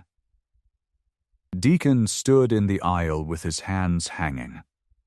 He had read his mother's Bible in the back office of his own shop for 11 years, in the dark, with the door shut, on a metal chair, whispering the Spanish he'd half forgotten because his mouth remembered it better than his head did. He had never once done it where another human being could hear him.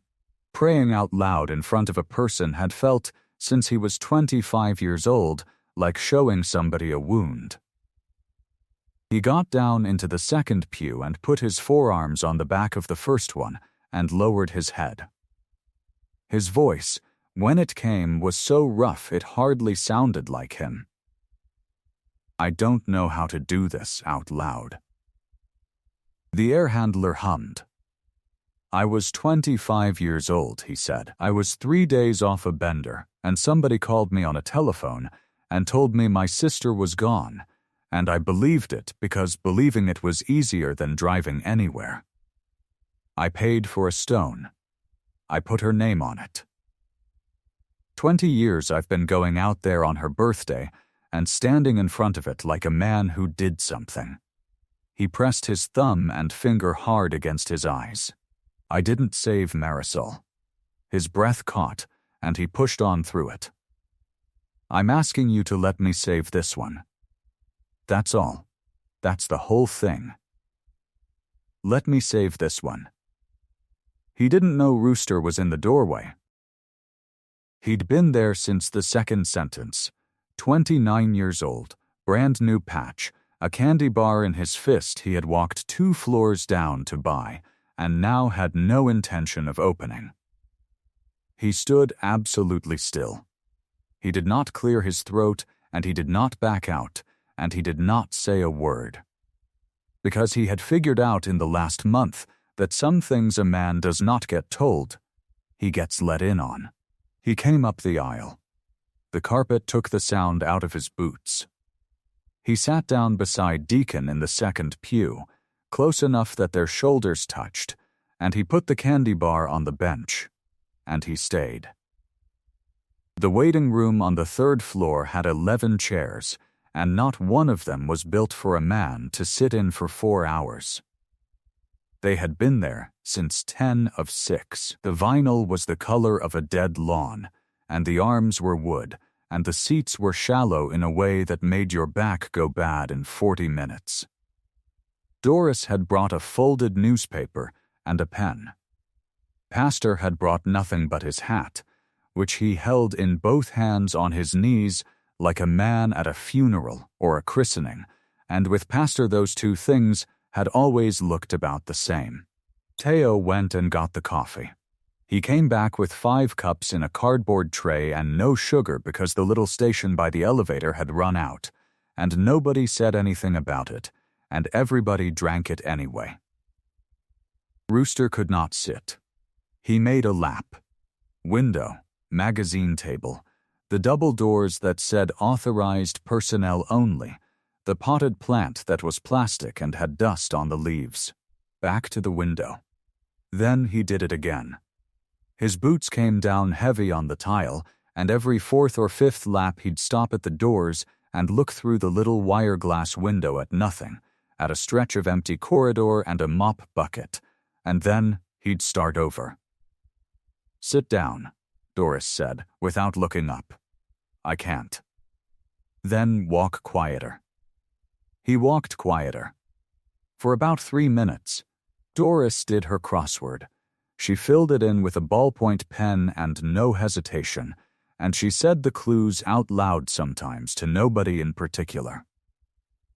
8 letters, a bird that cannot fly. River in Egypt. 3.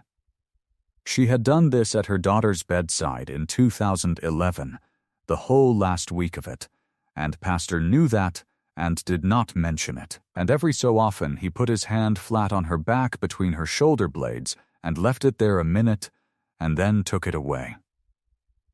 Wendell texted at 7:20. Drop-off done. He ate 2 waffles. Spelling test today. Teo read it out. Nobody answered it. Teo typed back 1 word, thanks, and set the phone face down on his knee. Milo did not know. That had been Junie's one hard rule, written on the board in her small square letters 2 nights before, underlined twice. He goes to school. He doesn't sit in a hallway. And so an 8-year-old boy in a red backpack was somewhere across 2 counties spelling the word because and drawing in the margin, and 5 adults sat in bad chairs on the 3rd floor and carried it for him. Deacon didn't pace, and he didn't read.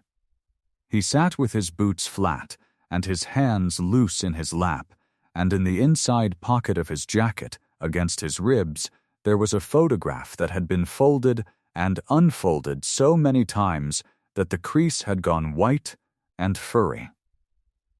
Marisol, at 19. Standing in front of their mother's stove with her weight on one hip, mouth open, laughing at whoever was holding the camera. He did not take it out.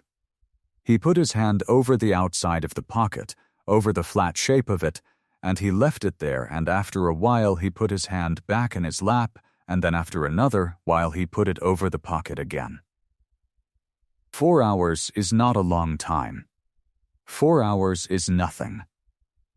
4 hours is a valve job, an oil change, and a carburetor. A morning. It went by like a whole winter. At 9:55 Rooster said, "They said 4.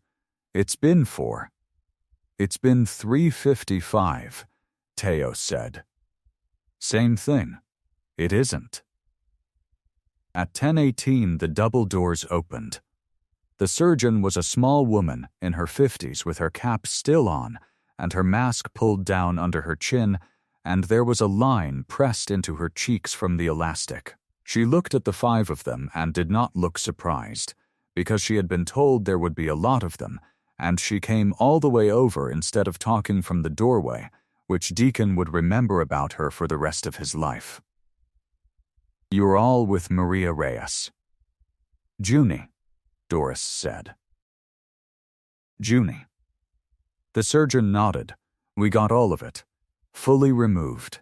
Clean margins on the pathology we sent, and we'll have the full report in a few days, but I'm not worried about it." She let a breath out through her nose. Airways open. She did beautifully.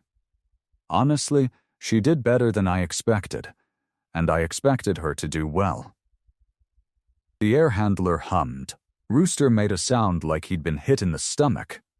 Then he sat down on the floor.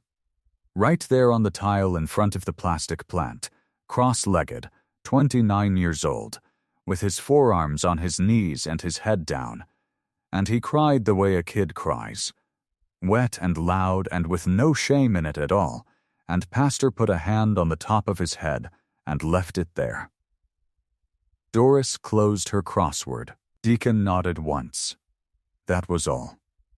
One nod, and he stood up, and he walked past the surgeon and past the chairs and over to the window and stood with his back to the room, looking out at the parking structure and the flat white Fresno sky, and his shoulders did not move. And nobody went over to him. Because Pastor caught Teo's eye and shook his head half an inch. That night the light in the room was down to one lamp behind the bed. Junie's throat was wrapped, thick and white, up under her jaw. Her lips were dry and cracked at the corners. She swam up out of it in pieces, and every time she opened her eyes, she found the same man in the same chair with his reading glasses pushed up on his head. Around 10, she got her hand to work. She patted the blanket. Deacon put the board in it and set the marker in her fingers. She wrote slow and crooked, and it took a while. Did Milo get a B in spelling? Deacon nodded. She closed her eyes. Her mouth moved a little at the corners. Then she wiped the board with the side of her fist, badly, leaving a gray smear, and wrote again. "Thank you, get some sleep," he said. But her hand stayed on the marker. She lay there a long moment with her eyes shut, long enough that he thought she'd gone under. Then her fingers moved. "I'm not who you think I am," he leaned forward. Junie. The marker rolled out of her hand onto the blanket. Her breathing had already gone slow and even, deep down, where nobody could follow her. The oncology corridor at Valley Radiation Oncology was 30 feet long. Painted the soft green somebody once decided was calming, and by 3:15 on the second Thursday in November, there was not 1 inch of wall left showing. Leather. All of it. Backs and shoulders and patches and gray beards and shaved heads, packed 2 deep from the treatment door all the way down past the scheduling window to the fire exit. 60 of them. Bakersfield chapter, and Fresno, and a handful who had ridden up from Delano that morning just to stand in a hallway. Somebody's boots squeaked. Nobody talked much. They stood the way men stand at a graveside, hats off, hands folded in front, except every single one of them was grinning like a fool. A woman in scrubs came out, saw the corridor, and went right back in. Milo sat up on Big Wendell's shoulders with his sneakers hooked under Wendell's arms and his hands full of a paper sign he had made himself in orange marker. Last one, Junie. The E ran off the edge of the paper and continued underneath it, smaller. "Is she coming?" Milo said. "Is she coming now?" "Any second, bud. You said that." I was right then, too. The door opened. Junie came out in a hospital gown, with the ties done in a bow at the side, socks with the rubber grips on the bottom, and over her shoulders Deacon's spare cut, the old one, the one he'd worn out before Milo was born. It hung on her like a coat on a fence post. 7 weeks had taken 40 pounds off a girl who did not have 40 pounds to give. Her collarbone stood up under the skin. Her throat was raw and pink and shiny, where the beam had gone in every single weekday for 33 sessions, and she had stopped covering it in the 2nd week. Because there was no scarf on earth that didn't hurt worse than being looked at. She stopped when she saw the hallway. Her hands came up over her mouth. Her shoulders started going, and no sound came out of her, because there was hardly any sound left in her at all. Nobody rushed her. That was Pastor. He had said it in the parking lot with his hat in his hand. Let her walk it. She walked it. Down the middle of that green corridor, one careful sock step at a time, past 60 men who had rearranged their whole lives around a schedule laminated by a 71-year-old woman with a clipboard. Tio, who had driven a boy to school at 7:40 every morning for 7 weeks and never once mentioned it. Rooster, who did Tuesday homework at the picnic table and had learned long division a second time in order to teach it. Doris at the front with her purse over her arm like she was waiting on a bus. The bell hung on a little brass hook by the scheduling window, no bigger than a coffee cup, with a red ribbon tied to the handle. Junie lifted it off the hook. She looked at Milo up on Wendell's shoulders. Then, she rang it. She rang it with everything she had, both hands, arms swinging from the shoulder, and it was a small bell, but it was not a small sound, and the hallway came apart. 60 grown men howled. There is no other word for it. Boots stomped, and fists hit walls, and somebody let out a rebel yell that bounced off that soft green paint and came back twice. And Wendell was bellowing with his eyes streaming, and Milo was screaming her name over and over, Junie, Junie, Junie. And Junie stood there in the middle of it, in a hospital gown, ringing a bell with her mouth open, in a laugh that made no noise whatsoever. 2 security guards came around the corner at a fast walk. One of them was maybe 23. The other one was not. The older one put his hand on the young one's chest and said something short, and they both stood at the end of the corridor with their hands behind their backs and let it happen. The bell rang and rang. Deacon stood back by the fire exit with his reading glasses pushed up on his head and his arms crossed over his chest, and he did not howl and he did not move, and if his jaw was working, nobody was looking at him anyway. 2 days later, there was a scan, and then there was a small room with 2 chairs and a computer monitor turned so a patient could see it. The oncologist was a tall man with tired eyes and a tie with sailboats on it. He put the images up. He talked for a minute about the terms, and then he stopped talking about the terms. "There's no evidence of disease," he said. "None. That's the whole sentence, Maria. I don't have to add anything to it." Junie's hands were flat on her knees. "Say it again," she whispered. He said it again. Then he leaned back and looked at the door, which was open, and past the door at the waiting room where 11 people in leather were pretending to read pamphlets about calcium. "I'll tell you something I don't get to say often," he said. "People come in here with what you had, at your stage, at your weight, uninsured, and they don't finish. They miss sessions. They can't get a ride, they can't afford the parking, they've got nobody to watch their kid, and they stop coming. You didn't miss one. Not one. In 7 weeks." He nodded toward the hallway. "You survived because you had an army." She got out to the hallway before her legs quit. Milo hit her at a dead run, and she caught him and she picked him up, all 50-something pounds of him, straight off the floor. His sneakers came up off the tile and swung there in the air, and she held on with her chin over his shoulder and her eyes shut so hard her whole face folded, and Milo said into her collar, "You're squishing me," and did not ask her to stop. Doris blew her nose like a trumpet. Deacon waited until they were out by the doors, in the flat November sun, before he said his piece. He said it badly, on purpose, the way he said everything. Shop needs somebody in the front office. Scheduling, invoices, parts orders, the phone. Rooster's been doing it and the man cannot spell break. Junie set Milo down. She looked up at him with her hand still on the boy's head. "There's an apartment over it," Deacon said. 2 bedrooms. Got a stove that works. It's yours. No rent. I'll take the job. Good, I'll pay rent. Junie, "I'll pay rent," she whispered, and there was nothing left of her voice, and it did not matter at all, because she said it the way she'd said everything for 19 years, which was flat, and even, and completely final. Deacon looked at her a long moment.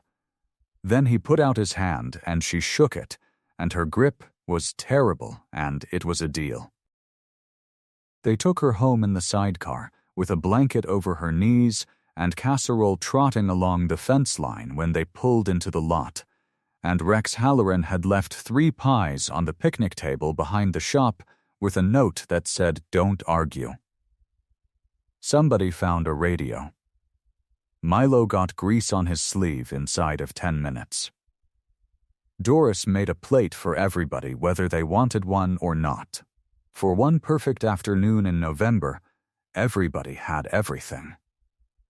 9 days later, the shop smelled like coffee and cut grass and the cold metal smell that comes into a garage in late November, and Junie Reyes had reorganized the scheduling book so thoroughly that Deacon could not find anything in it.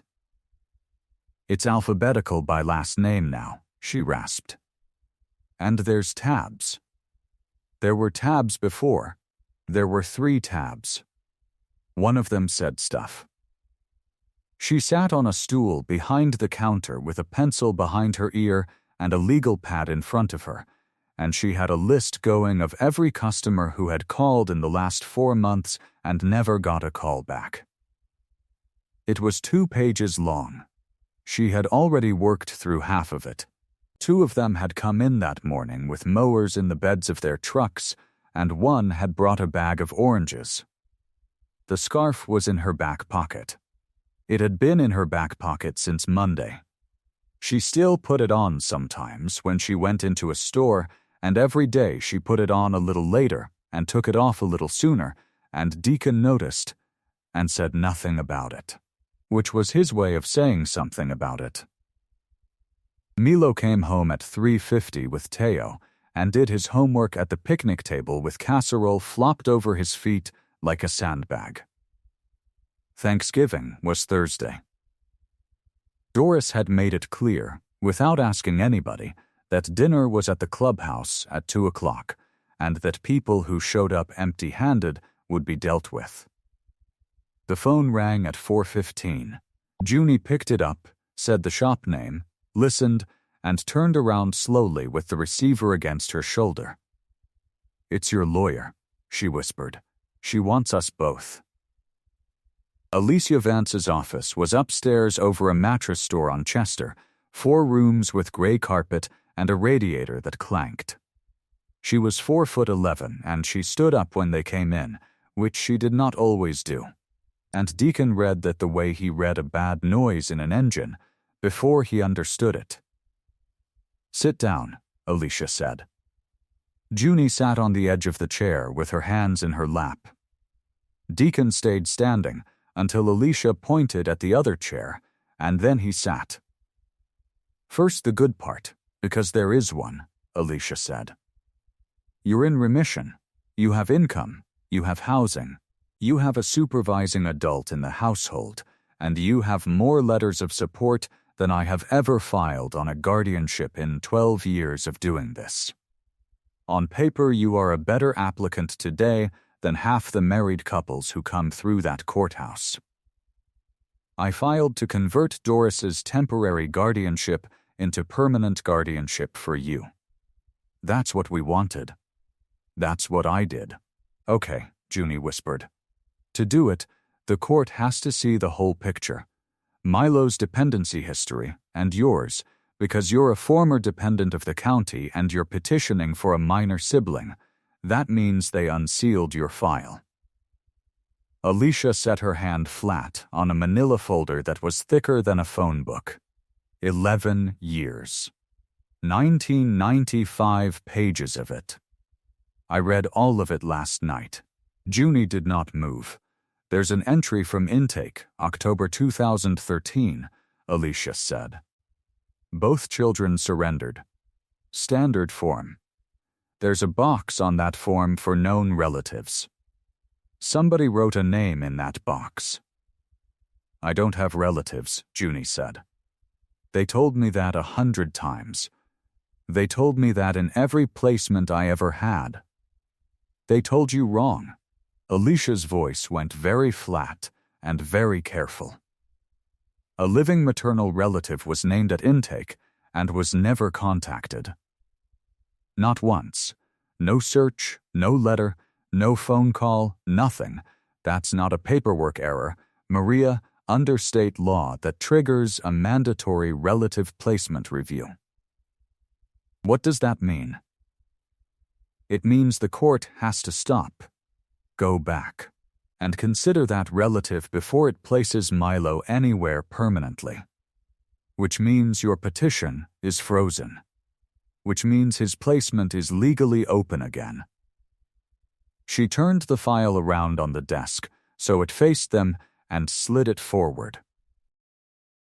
Junie looked down at it, and Deacon watched the color go out of her face from the bottom up, like water draining out of a glass. "Gray, not pale. Gray, they're going to take him," she said. "Junie, they're going to take him."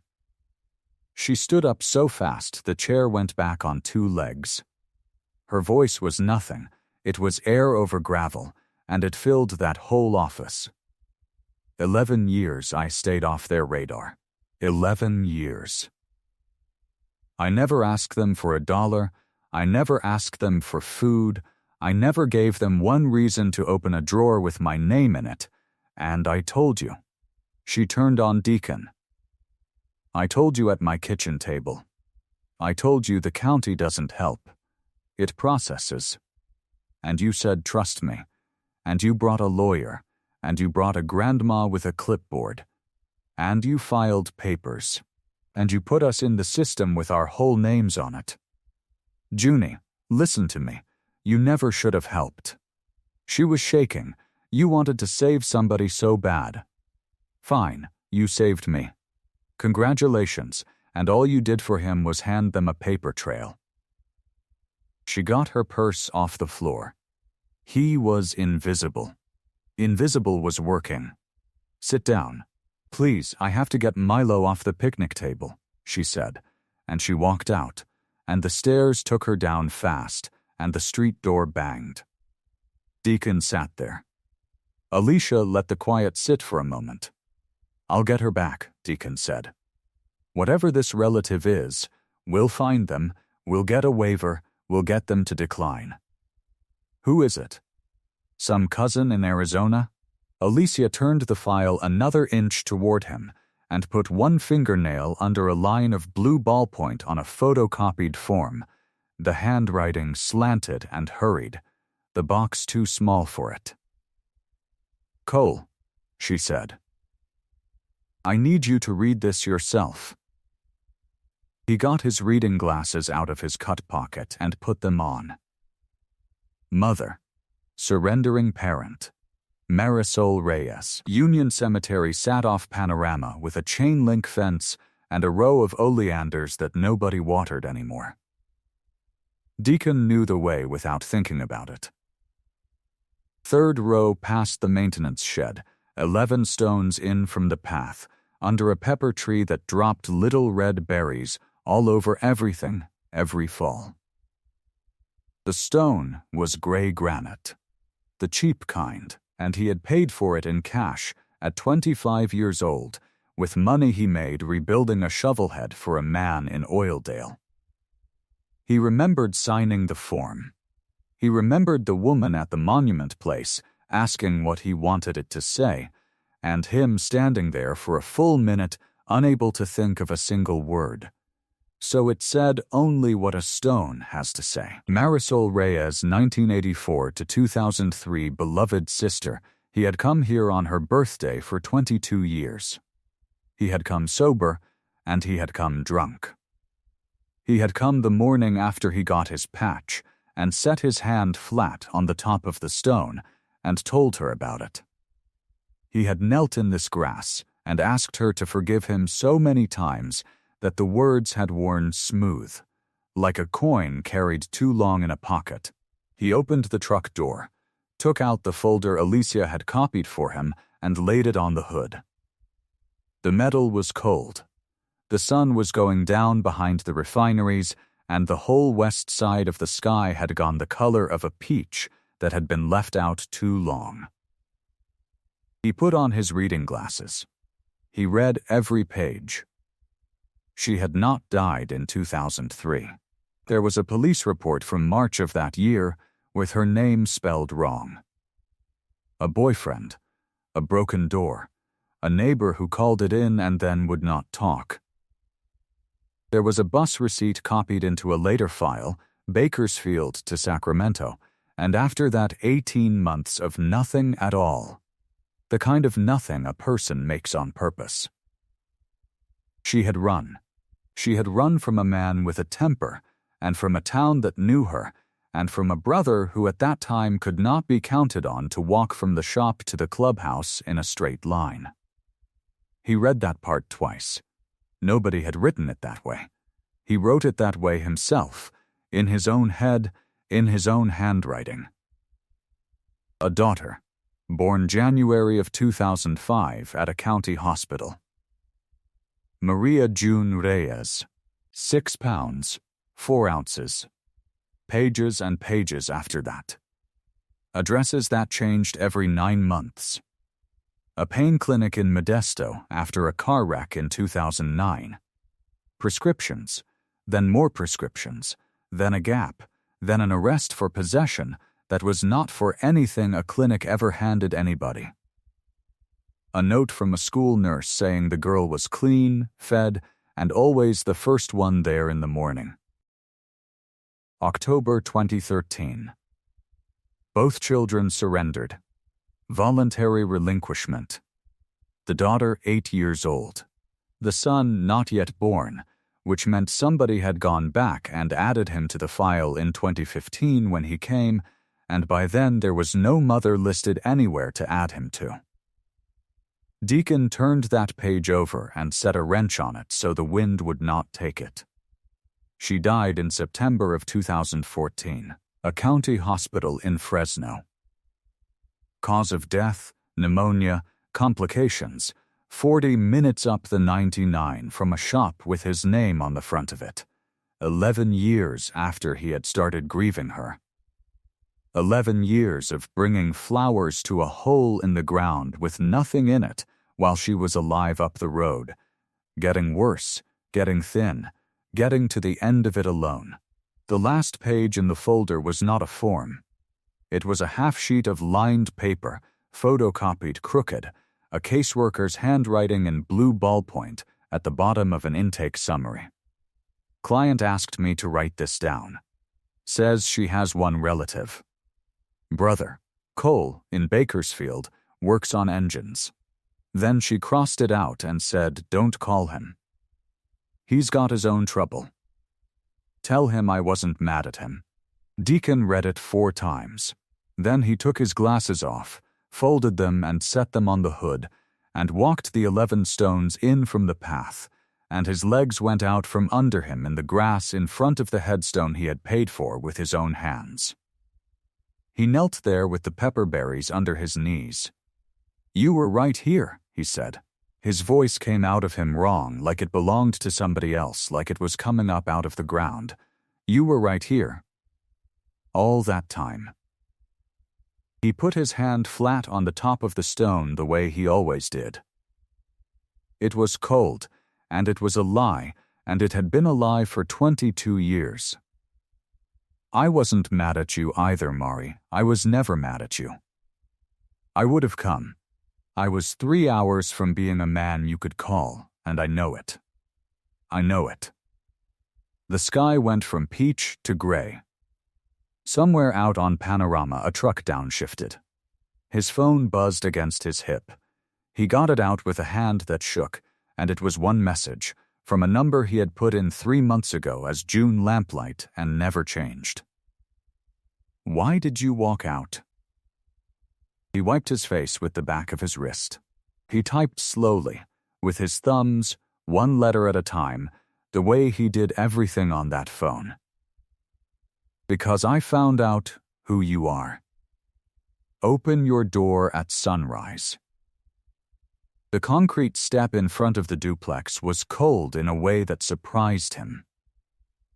August had gone out and taken the heat with it, and now the nights in Bakersfield came down clean and sharp off the mountains. And Deacon sat on that step at 4 a.m, with his cut zipped to the throat and his hands pushed down into his sleeves. He did not knock. He had done his knocking already, weeks ago, and it had not opened anything. So he sat. The window AC unit above his head was quiet now. The paperback still shimmed under one corner of it. Somebody 2 doors down had a wind chime made out of old spoons. A dog barked twice and quit. Across the streetlight buzzed and flickered and buzzed again, and the light came down through it in a thin gray shape that looked like water. He had the photograph inside his jacket, in the plastic sleeve he had kept it in since 2003. He did not take it out. He just kept one hand flat against the outside of the leather where it was, the way a man holds a hand over a wound. 4:30. 5. A newspaper truck came up the street and slowed and did not stop, because nobody on this block took the paper. Somewhere around 5:40 the sky behind the fence started to go the color of dishwater, and then the color of a peach again.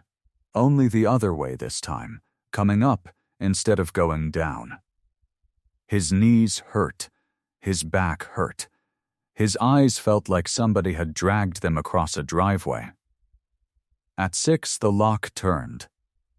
The door opened maybe 8 inches, and Junie stood there in gray sweatpants and a t-shirt with the diner's name faded across the front, a wet dish rag hanging from one hand, her hair down for once and flat on one side from the pillow. She looked at him sitting on her step and did not say anything at all. There was a thin white line low on her throat from the surgery, and above it the 3 small blue marks, and she was not covering any of it. Deacon got up slowly, because it was the only way he could get up. "I've been out here since 4, he said. "I know. I heard your bike at 4. She wrung the rag in her hands once. "You want to come in?" "No, I want to say something first, and I want to say it standing up, and then you can tell me to get off your porch." She waited. He had planned it in the dark for 2 hours, and now none of the plan came, so he said the true part, which was the part underneath. "I wasn't there," he said. "Not for her. Not for you." Junie's fingers stopped moving on the rag. "I was 25 years old, and I was drunk every day of that year, and a boyfriend's cousin called my mother's phone and said Mari was gone, and I believed it. I believed a phone call. Because believing it was easier than driving to a morgue and looking at a face." His jaw worked. "I bought a headstone. I put her in the ground, and I put myself in the ground next to her, and I have gone out there on her birthday for 22 years and talked to grass. And the whole time she was alive.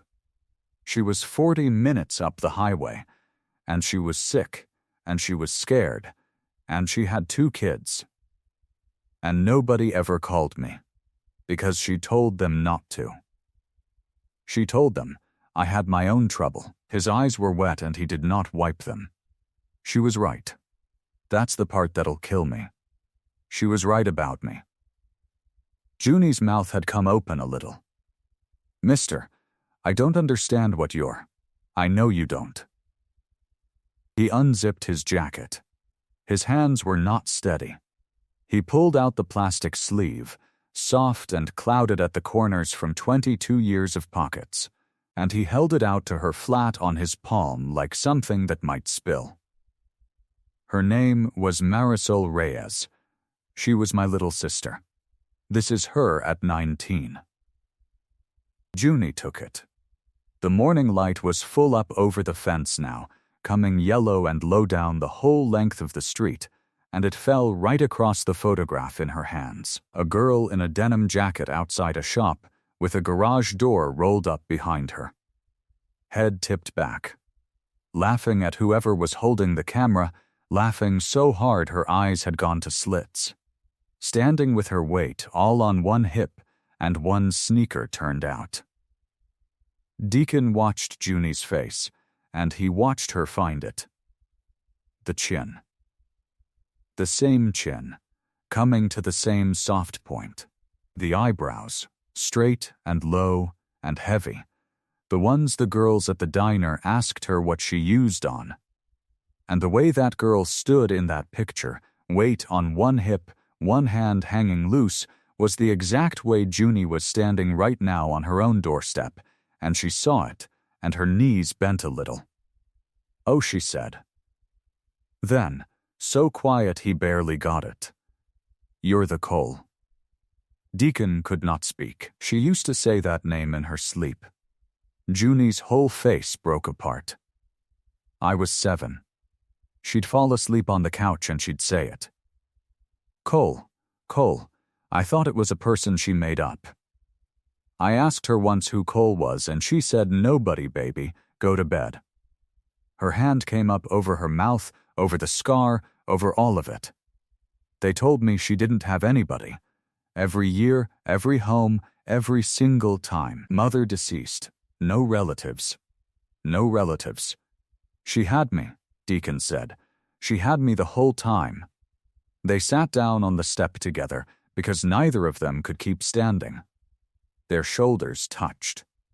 She held the photograph in both hands on her knees and bent over it, and she cried the way she did everything. Quietly, with her whole body shaking and no sound coming out. And Deacon put his arm around his sister's daughter and cried into his own sleeve in front of a duplex on a street in East Bakersfield while the sun came up over the fence. The screen door creaked behind them. Milo stood there in his Spider-Man pajamas, with his hair going every direction, holding 2 bowls of dry cereal, one in each hand, the way he had every morning of his life since he was 5 years old. He looked at his sister, he looked at Deacon. He did not look scared. He held out one of the bowls. Deacon wiped his face with the flat of his hand and took it. "Kid," he said, "sit down. I've got something to tell you about your mother." Elisa Vance's office was on the 2nd floor above a tax preparer, and the stairs were narrow, and she stood at the top of them in a gray suit and stocking feet with a mug of coffee in one hand. "Take your shoes off," she said. "New carpet. Sit down. All of you." They sat. Deacon, Junie, Doris with her clipboard, Teo with a folder against his chest. Rooster stood by the door because there weren't enough chairs. Alicia set her mug down and turned a file around so it faced Junie. "I want to say something before we start, and I want you to actually hear it," she said. 4 days ago you told him he ruined everything. That the county had a paper trail now because of him. Junie's chin came up.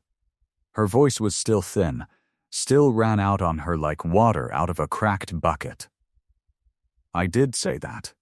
You were wrong." Alicia tapped the file once with 2 fingers. That unsealed file wasn't a catastrophe. That file was the door.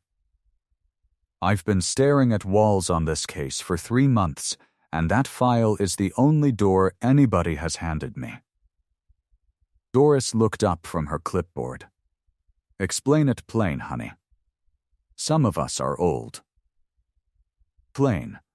Alicia held up one finger. The court reopened this because a living maternal relative was named and never contacted. That's the rule that froze us.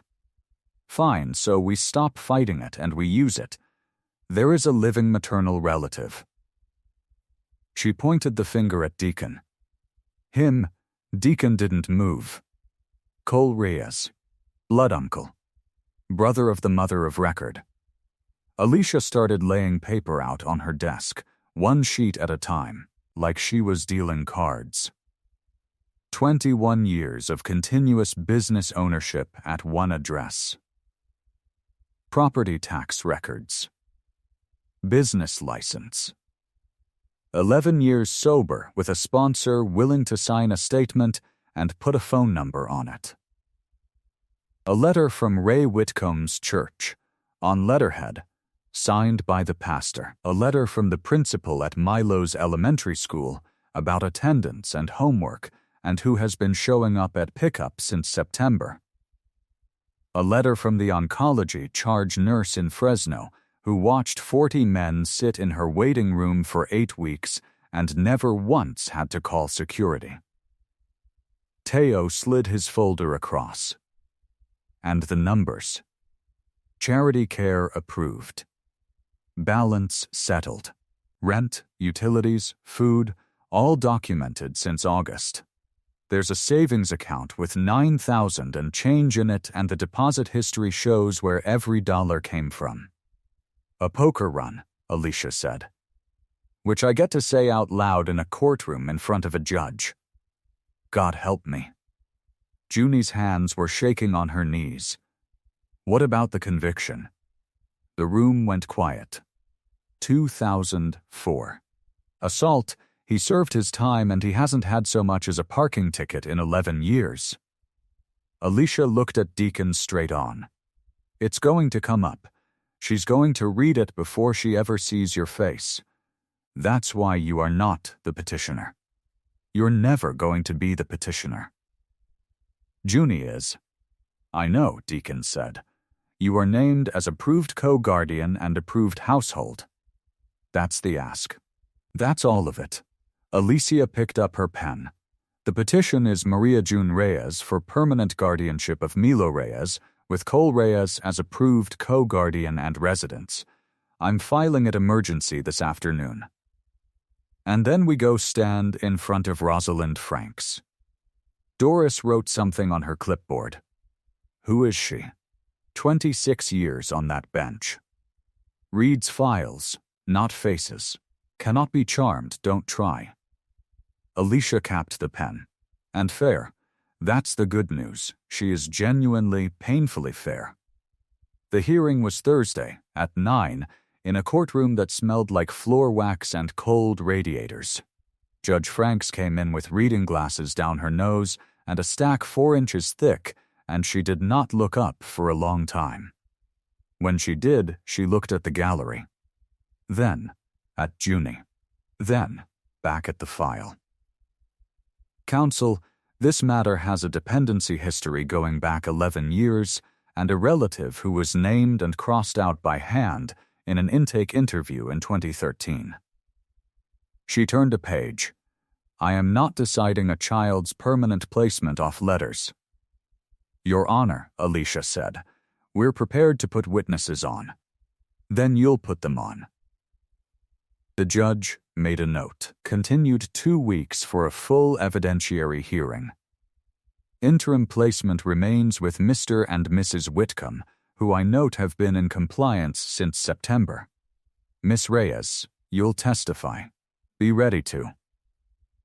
The gavel came down, small and flat, and it was over in 9 minutes. Outside, the courthouse steps were wet from a rain nobody had noticed.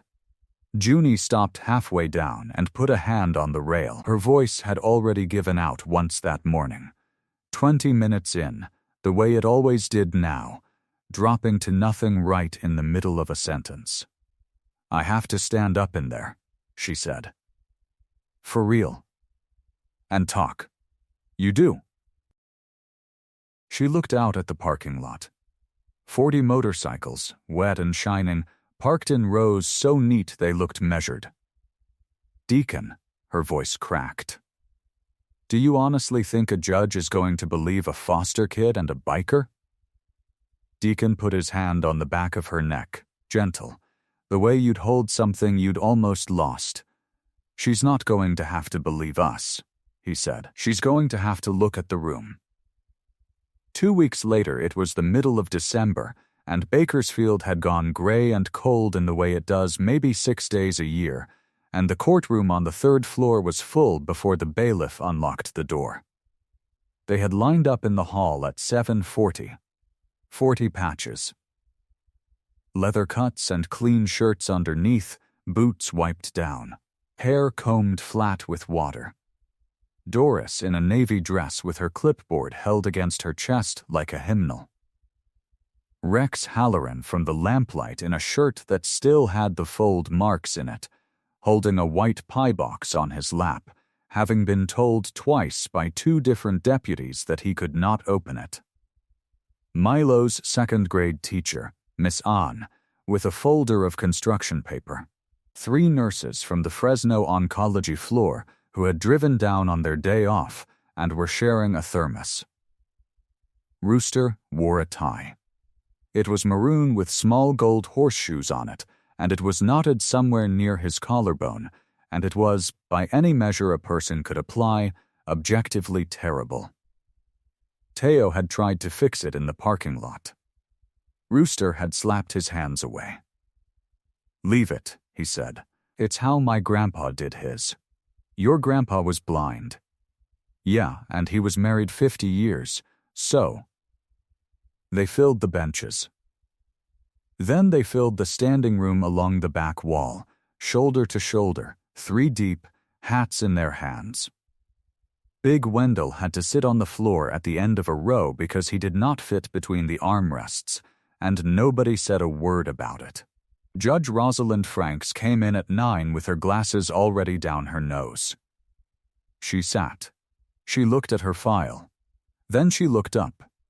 And she stopped. She looked at the back wall for a long moment. "In 26 years," she said, "I have never seen this courtroom this full." She took her glasses off, folded them, set them down.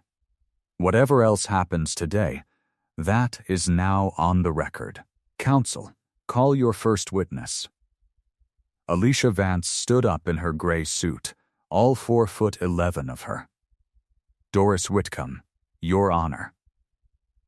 Doris walked up with the clipboard and had to be told politely to leave it on the rail.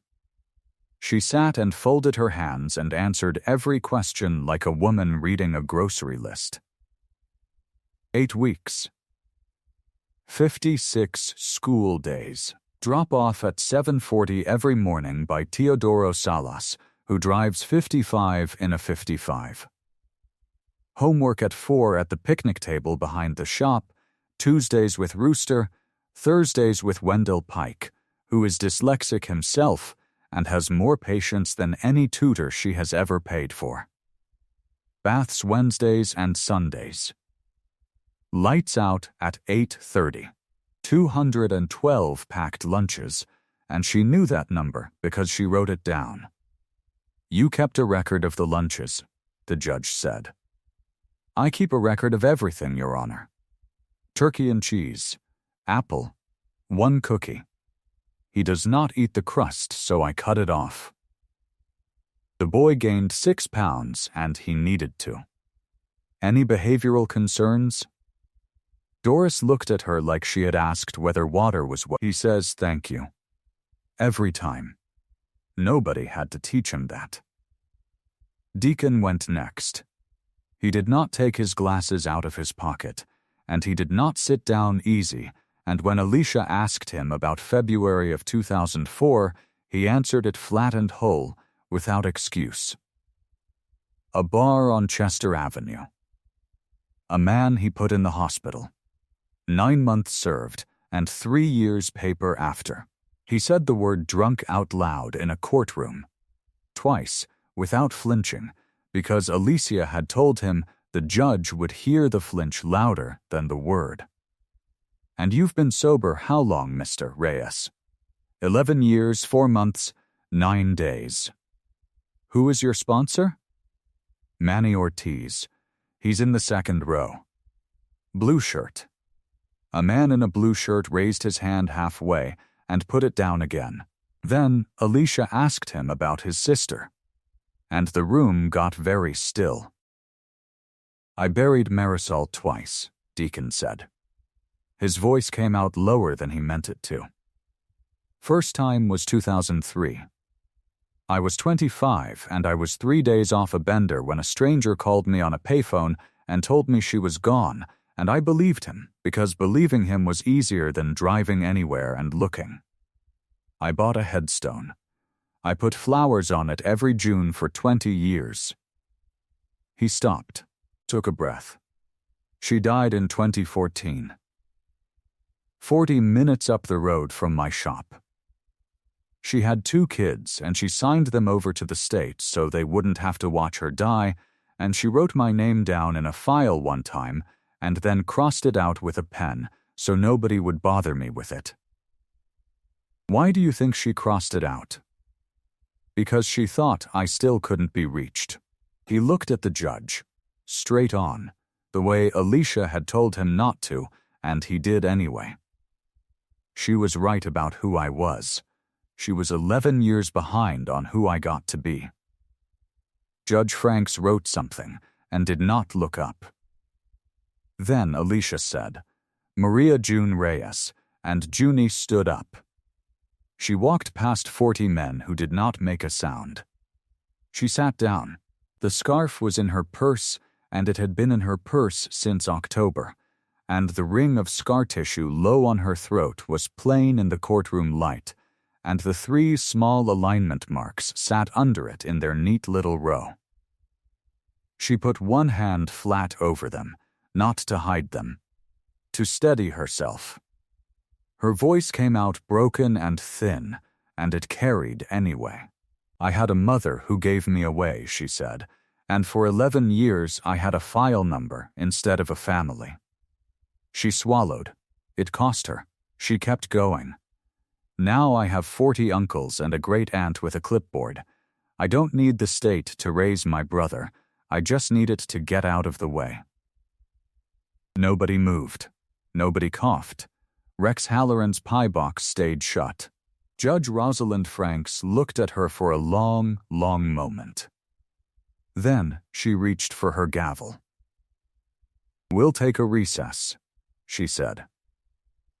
40 minutes is not a long time unless you are sitting in a hallway on the 3rd floor of a courthouse in December with your whole life in a manila folder somewhere behind a closed door.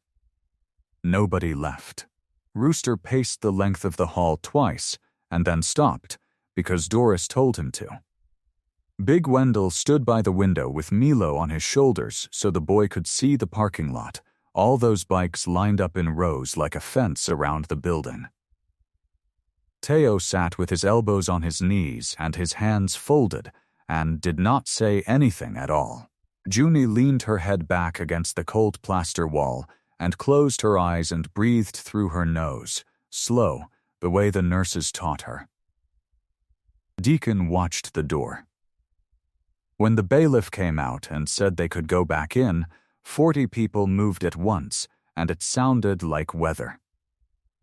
Judge Rosalind Franks came through the side door with her glasses back on and her file open in her hand. She sat.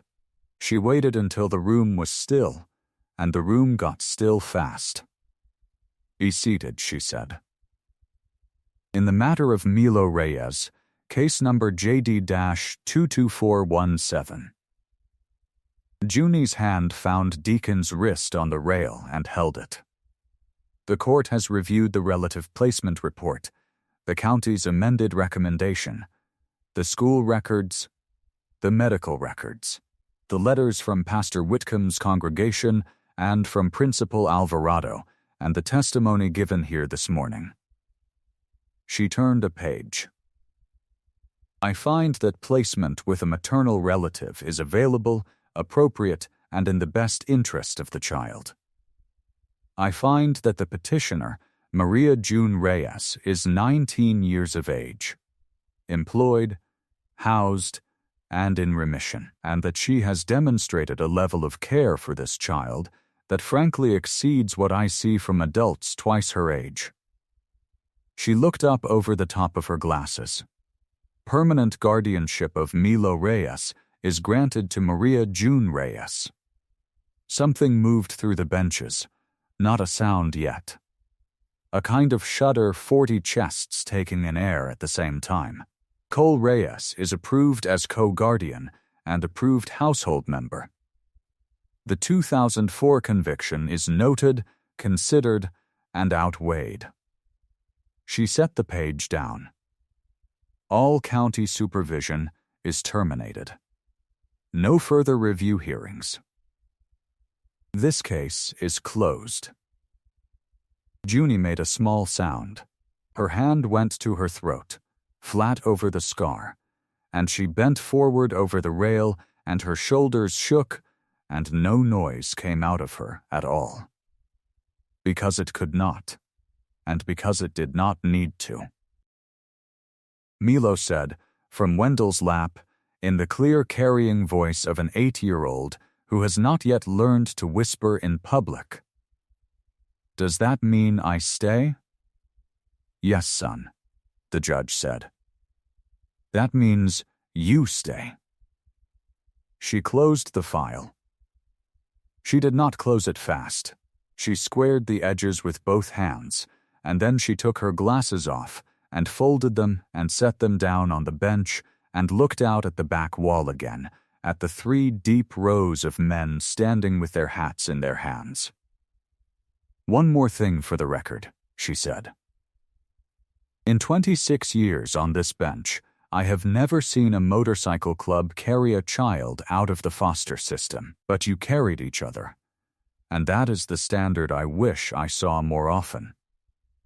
The gavel came down, and the courtroom came apart. 40 men stood up out of the benches at once and roared. One sound, deep and ragged and enormous, the kind of noise that lives in a chest before it ever reaches a throat. Rooster had both fists in the air and his terrible maroon tie flying sideways and tears running flat down his face, and he did not wipe them. Wendell was hugging Taya with Milo squashed between them. Doris was clapping with her clipboard tucked under her arm. Rex Halloran opened the pie box. The bailiff said, "Order." Then he said it again, louder.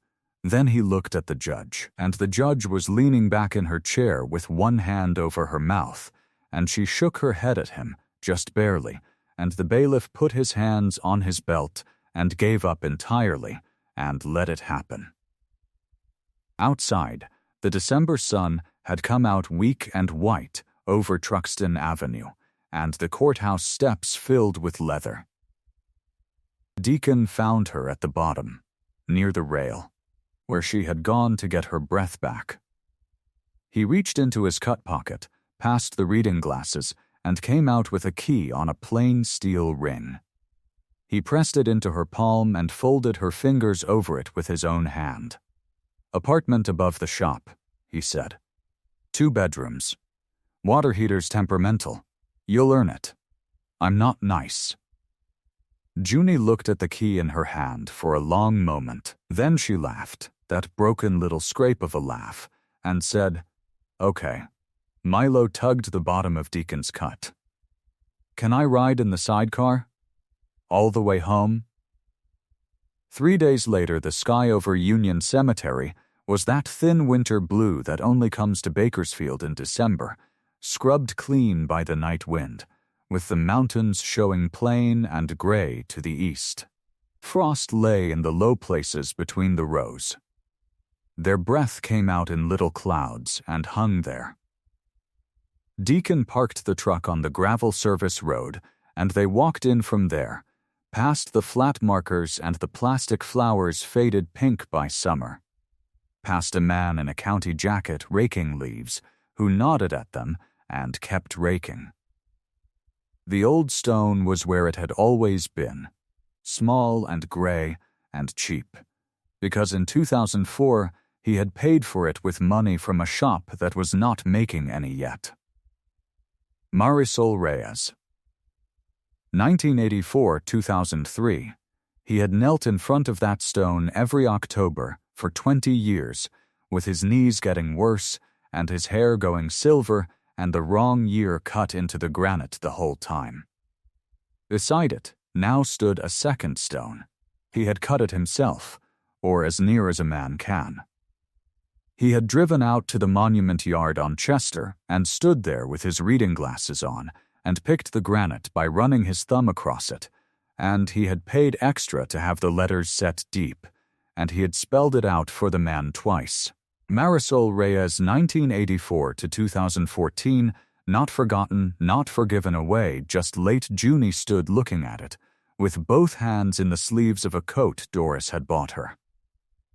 Her scar showed above the collar, pale and thin and shining a little in the cold. She had not put a scarf on it in a month.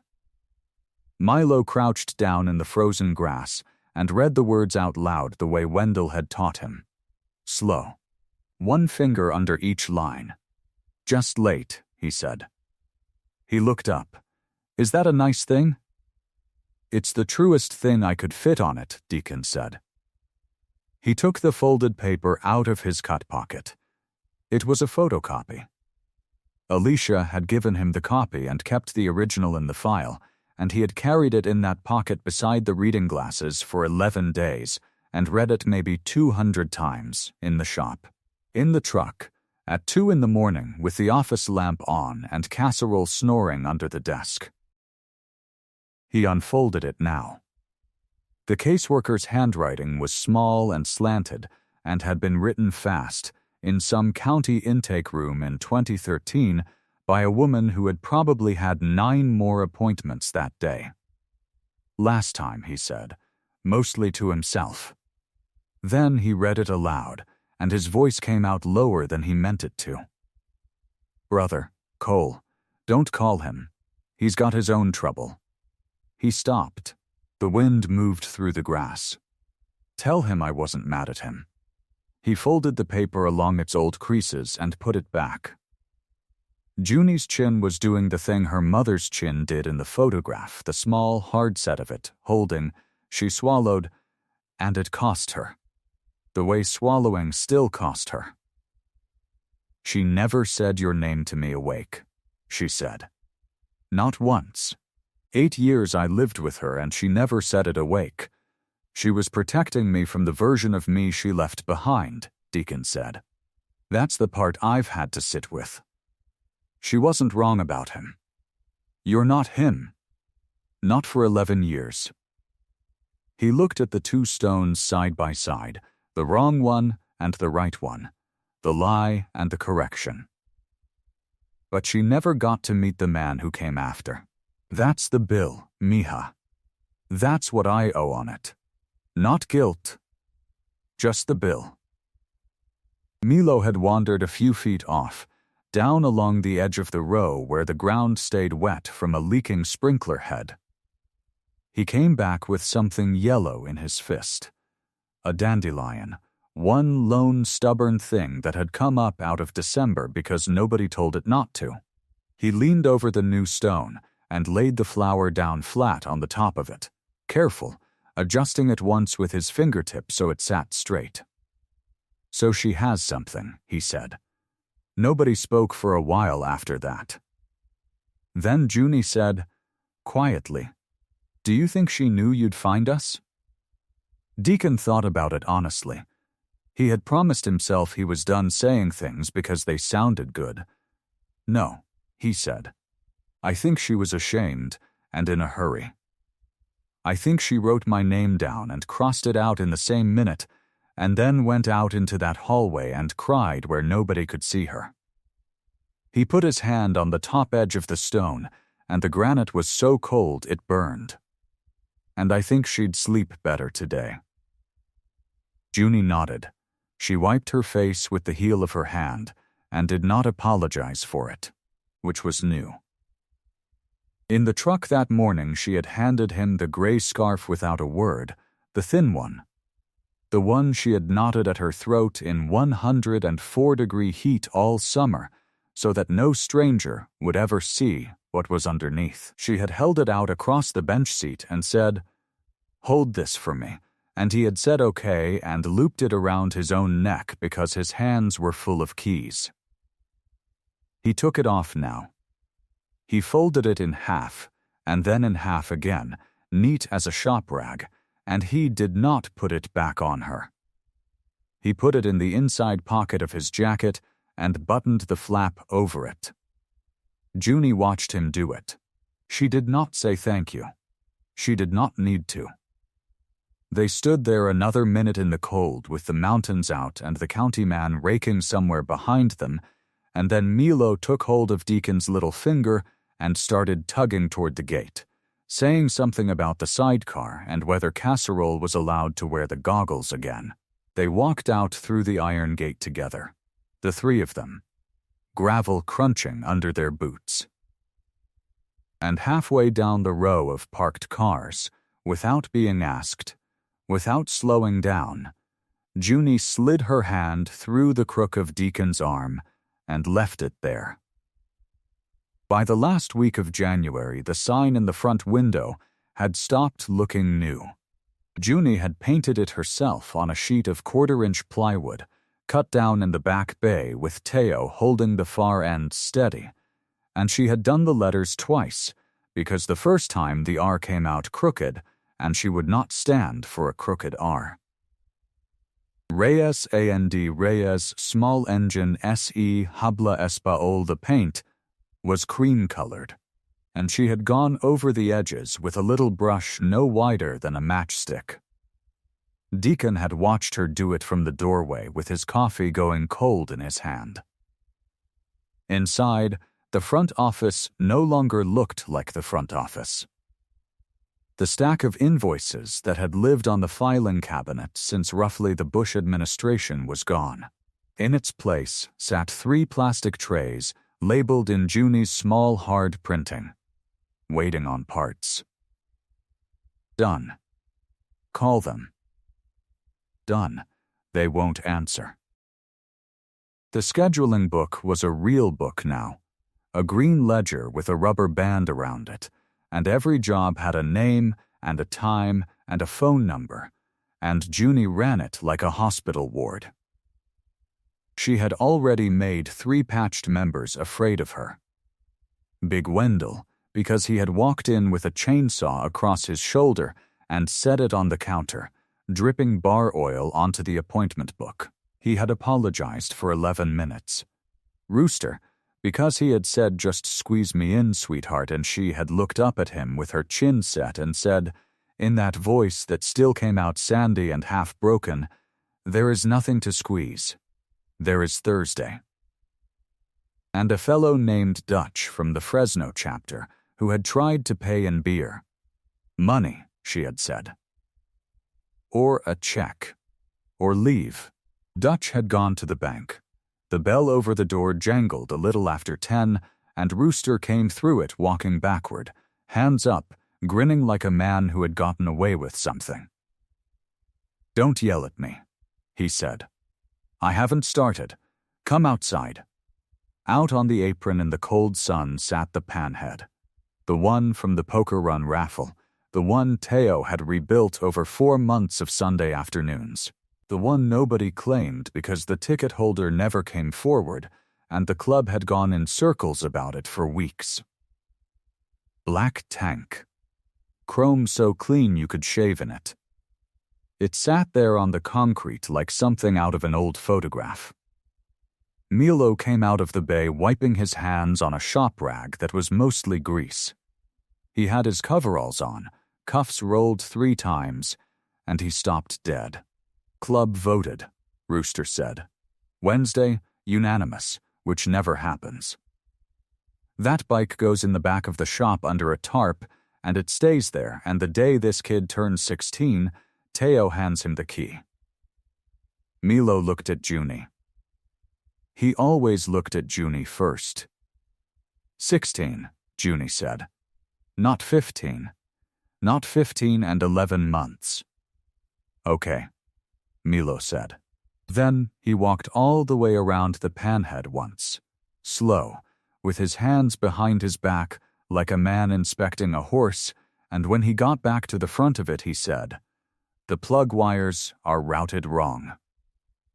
Rooster's mouth fell open.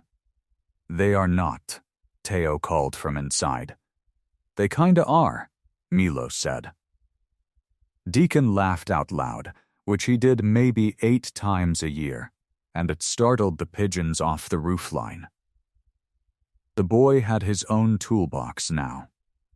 Red, 3 drawers, second-hand from the swap meet at the fairgrounds, and Wendell had burned Milo Reyes into the lid with a wood burner and gotten one of the L's a little crooked and cried about it, and Milo had said the crooked one was his favorite part. He kept his sockets in order of size. He could gap a spark plug faster than Teo, and everybody in the building knew it, and Teo had stopped pretending otherwise. They rolled the panhead into the back and covered it. Milo tucked the tarp corners in himself. Back inside, the phone rang twice, and Junie handled both calls without writing anything down wrong. Then she got up off the stool and went to the little counter by the coffee maker. The pot lived on the high shelf. It always had. Deacon had put it up there years ago because Casserole once knocked a full one off the counter and burned her nose. Junie reached for it. She went up on her toes, chin lifting, arm stretching, and the collar of her shirt pulled down and open the way collars do, and the daylight coming through the window fell straight across her throat. The scar was there, pale and clean, a thin bright line low down. Below it, the 3 small dark marks in their neat row, the ones a technician had inked into her skin so a machine could aim. Plain as anything, nothing over them. She got the pot down and set it on the burner.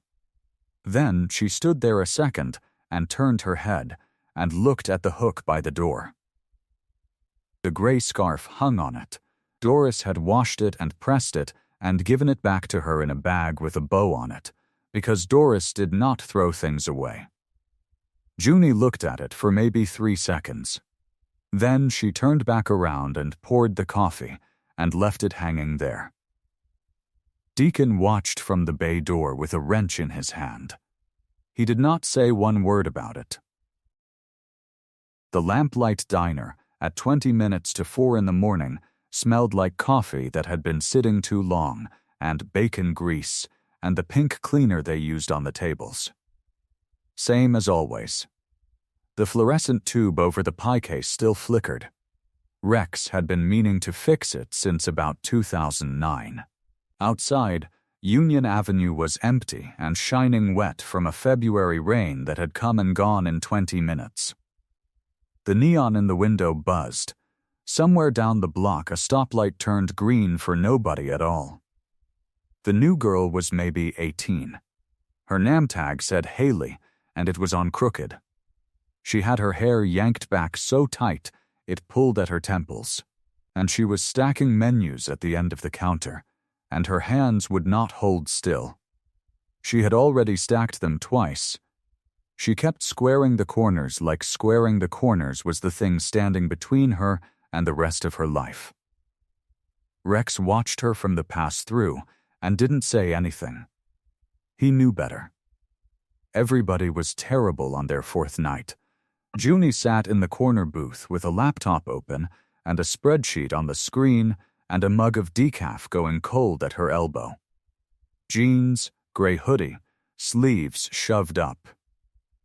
Hair down, for once, because it was 4 in the morning and nobody was going to write her up for it. No scarf. The thin, bright line at the base of her throat caught the diner light every time she turned her head, and the 3 small dark marks sat below it in their neat row, and she had stopped noticing them about a month ago. Other people noticed. Let them. She was doing payroll. 2 weeks of hours for 4 mechanics and 1 8-year-old who insisted on being paid in quarters. Deacon was at the counter on his 2nd cup, reading glasses low on his nose, going through a parts catalog like it was the morning paper. He had his cut on. He always did. Then the door banged open. It came the way it always came, all at once, boots first. Leather creaking. Cold air rolling in across the linoleum and up under the tables. 22 of them off a run down from Delano, faces raw with wind, hands red. A couple of them still working the stiffness out of their fingers. Wendell came through sideways because he had to. Pastor came through last, holding the door for the man behind him the way he always did. And the whole diner went silent. Exactly the way it had in August.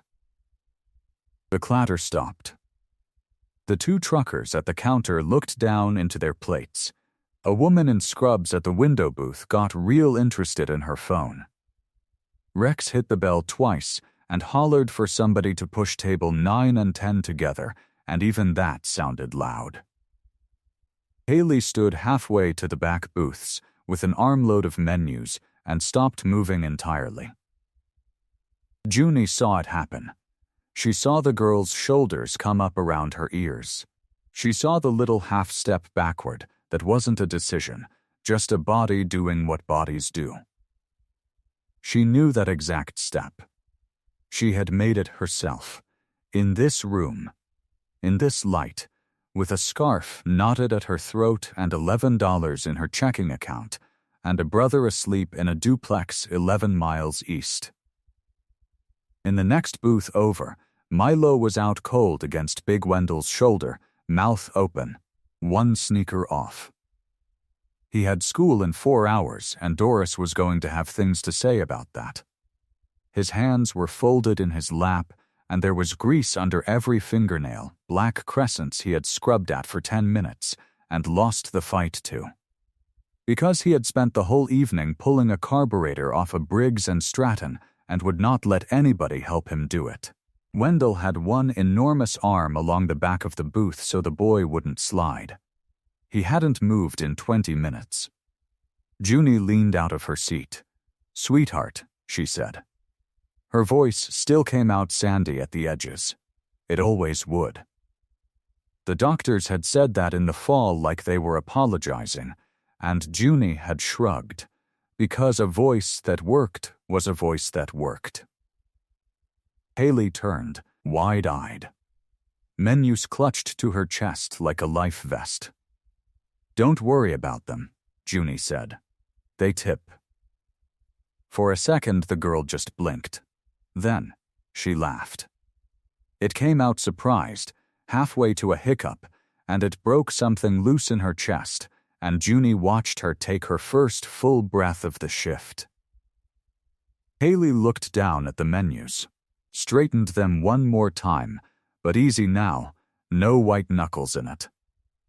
"Okay," she said.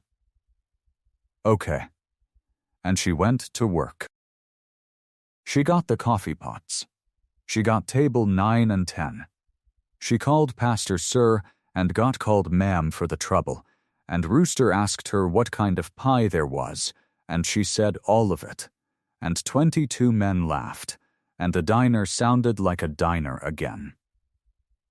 Across the room, Deacon lifted his coffee cup. Junie saw him do it. She picked up her cold decaf and lifted it back, and neither of them said a word, because they didn't need to anymore. She'd asked him back in October, standing in the office doorway with a wrench in her brother's hand behind her. "What am I supposed to call you? Uncle? Cole? Deacon?" He'd looked at the boy. At the cut hanging on the back of the chair, at the concrete floor his sister used to sweep when they were kids. "Family," he said. That's all it ever needed to be. I hope you like this story. Please share what's your favorite part of the story and where in the world you are watching from. Have a wonderful day.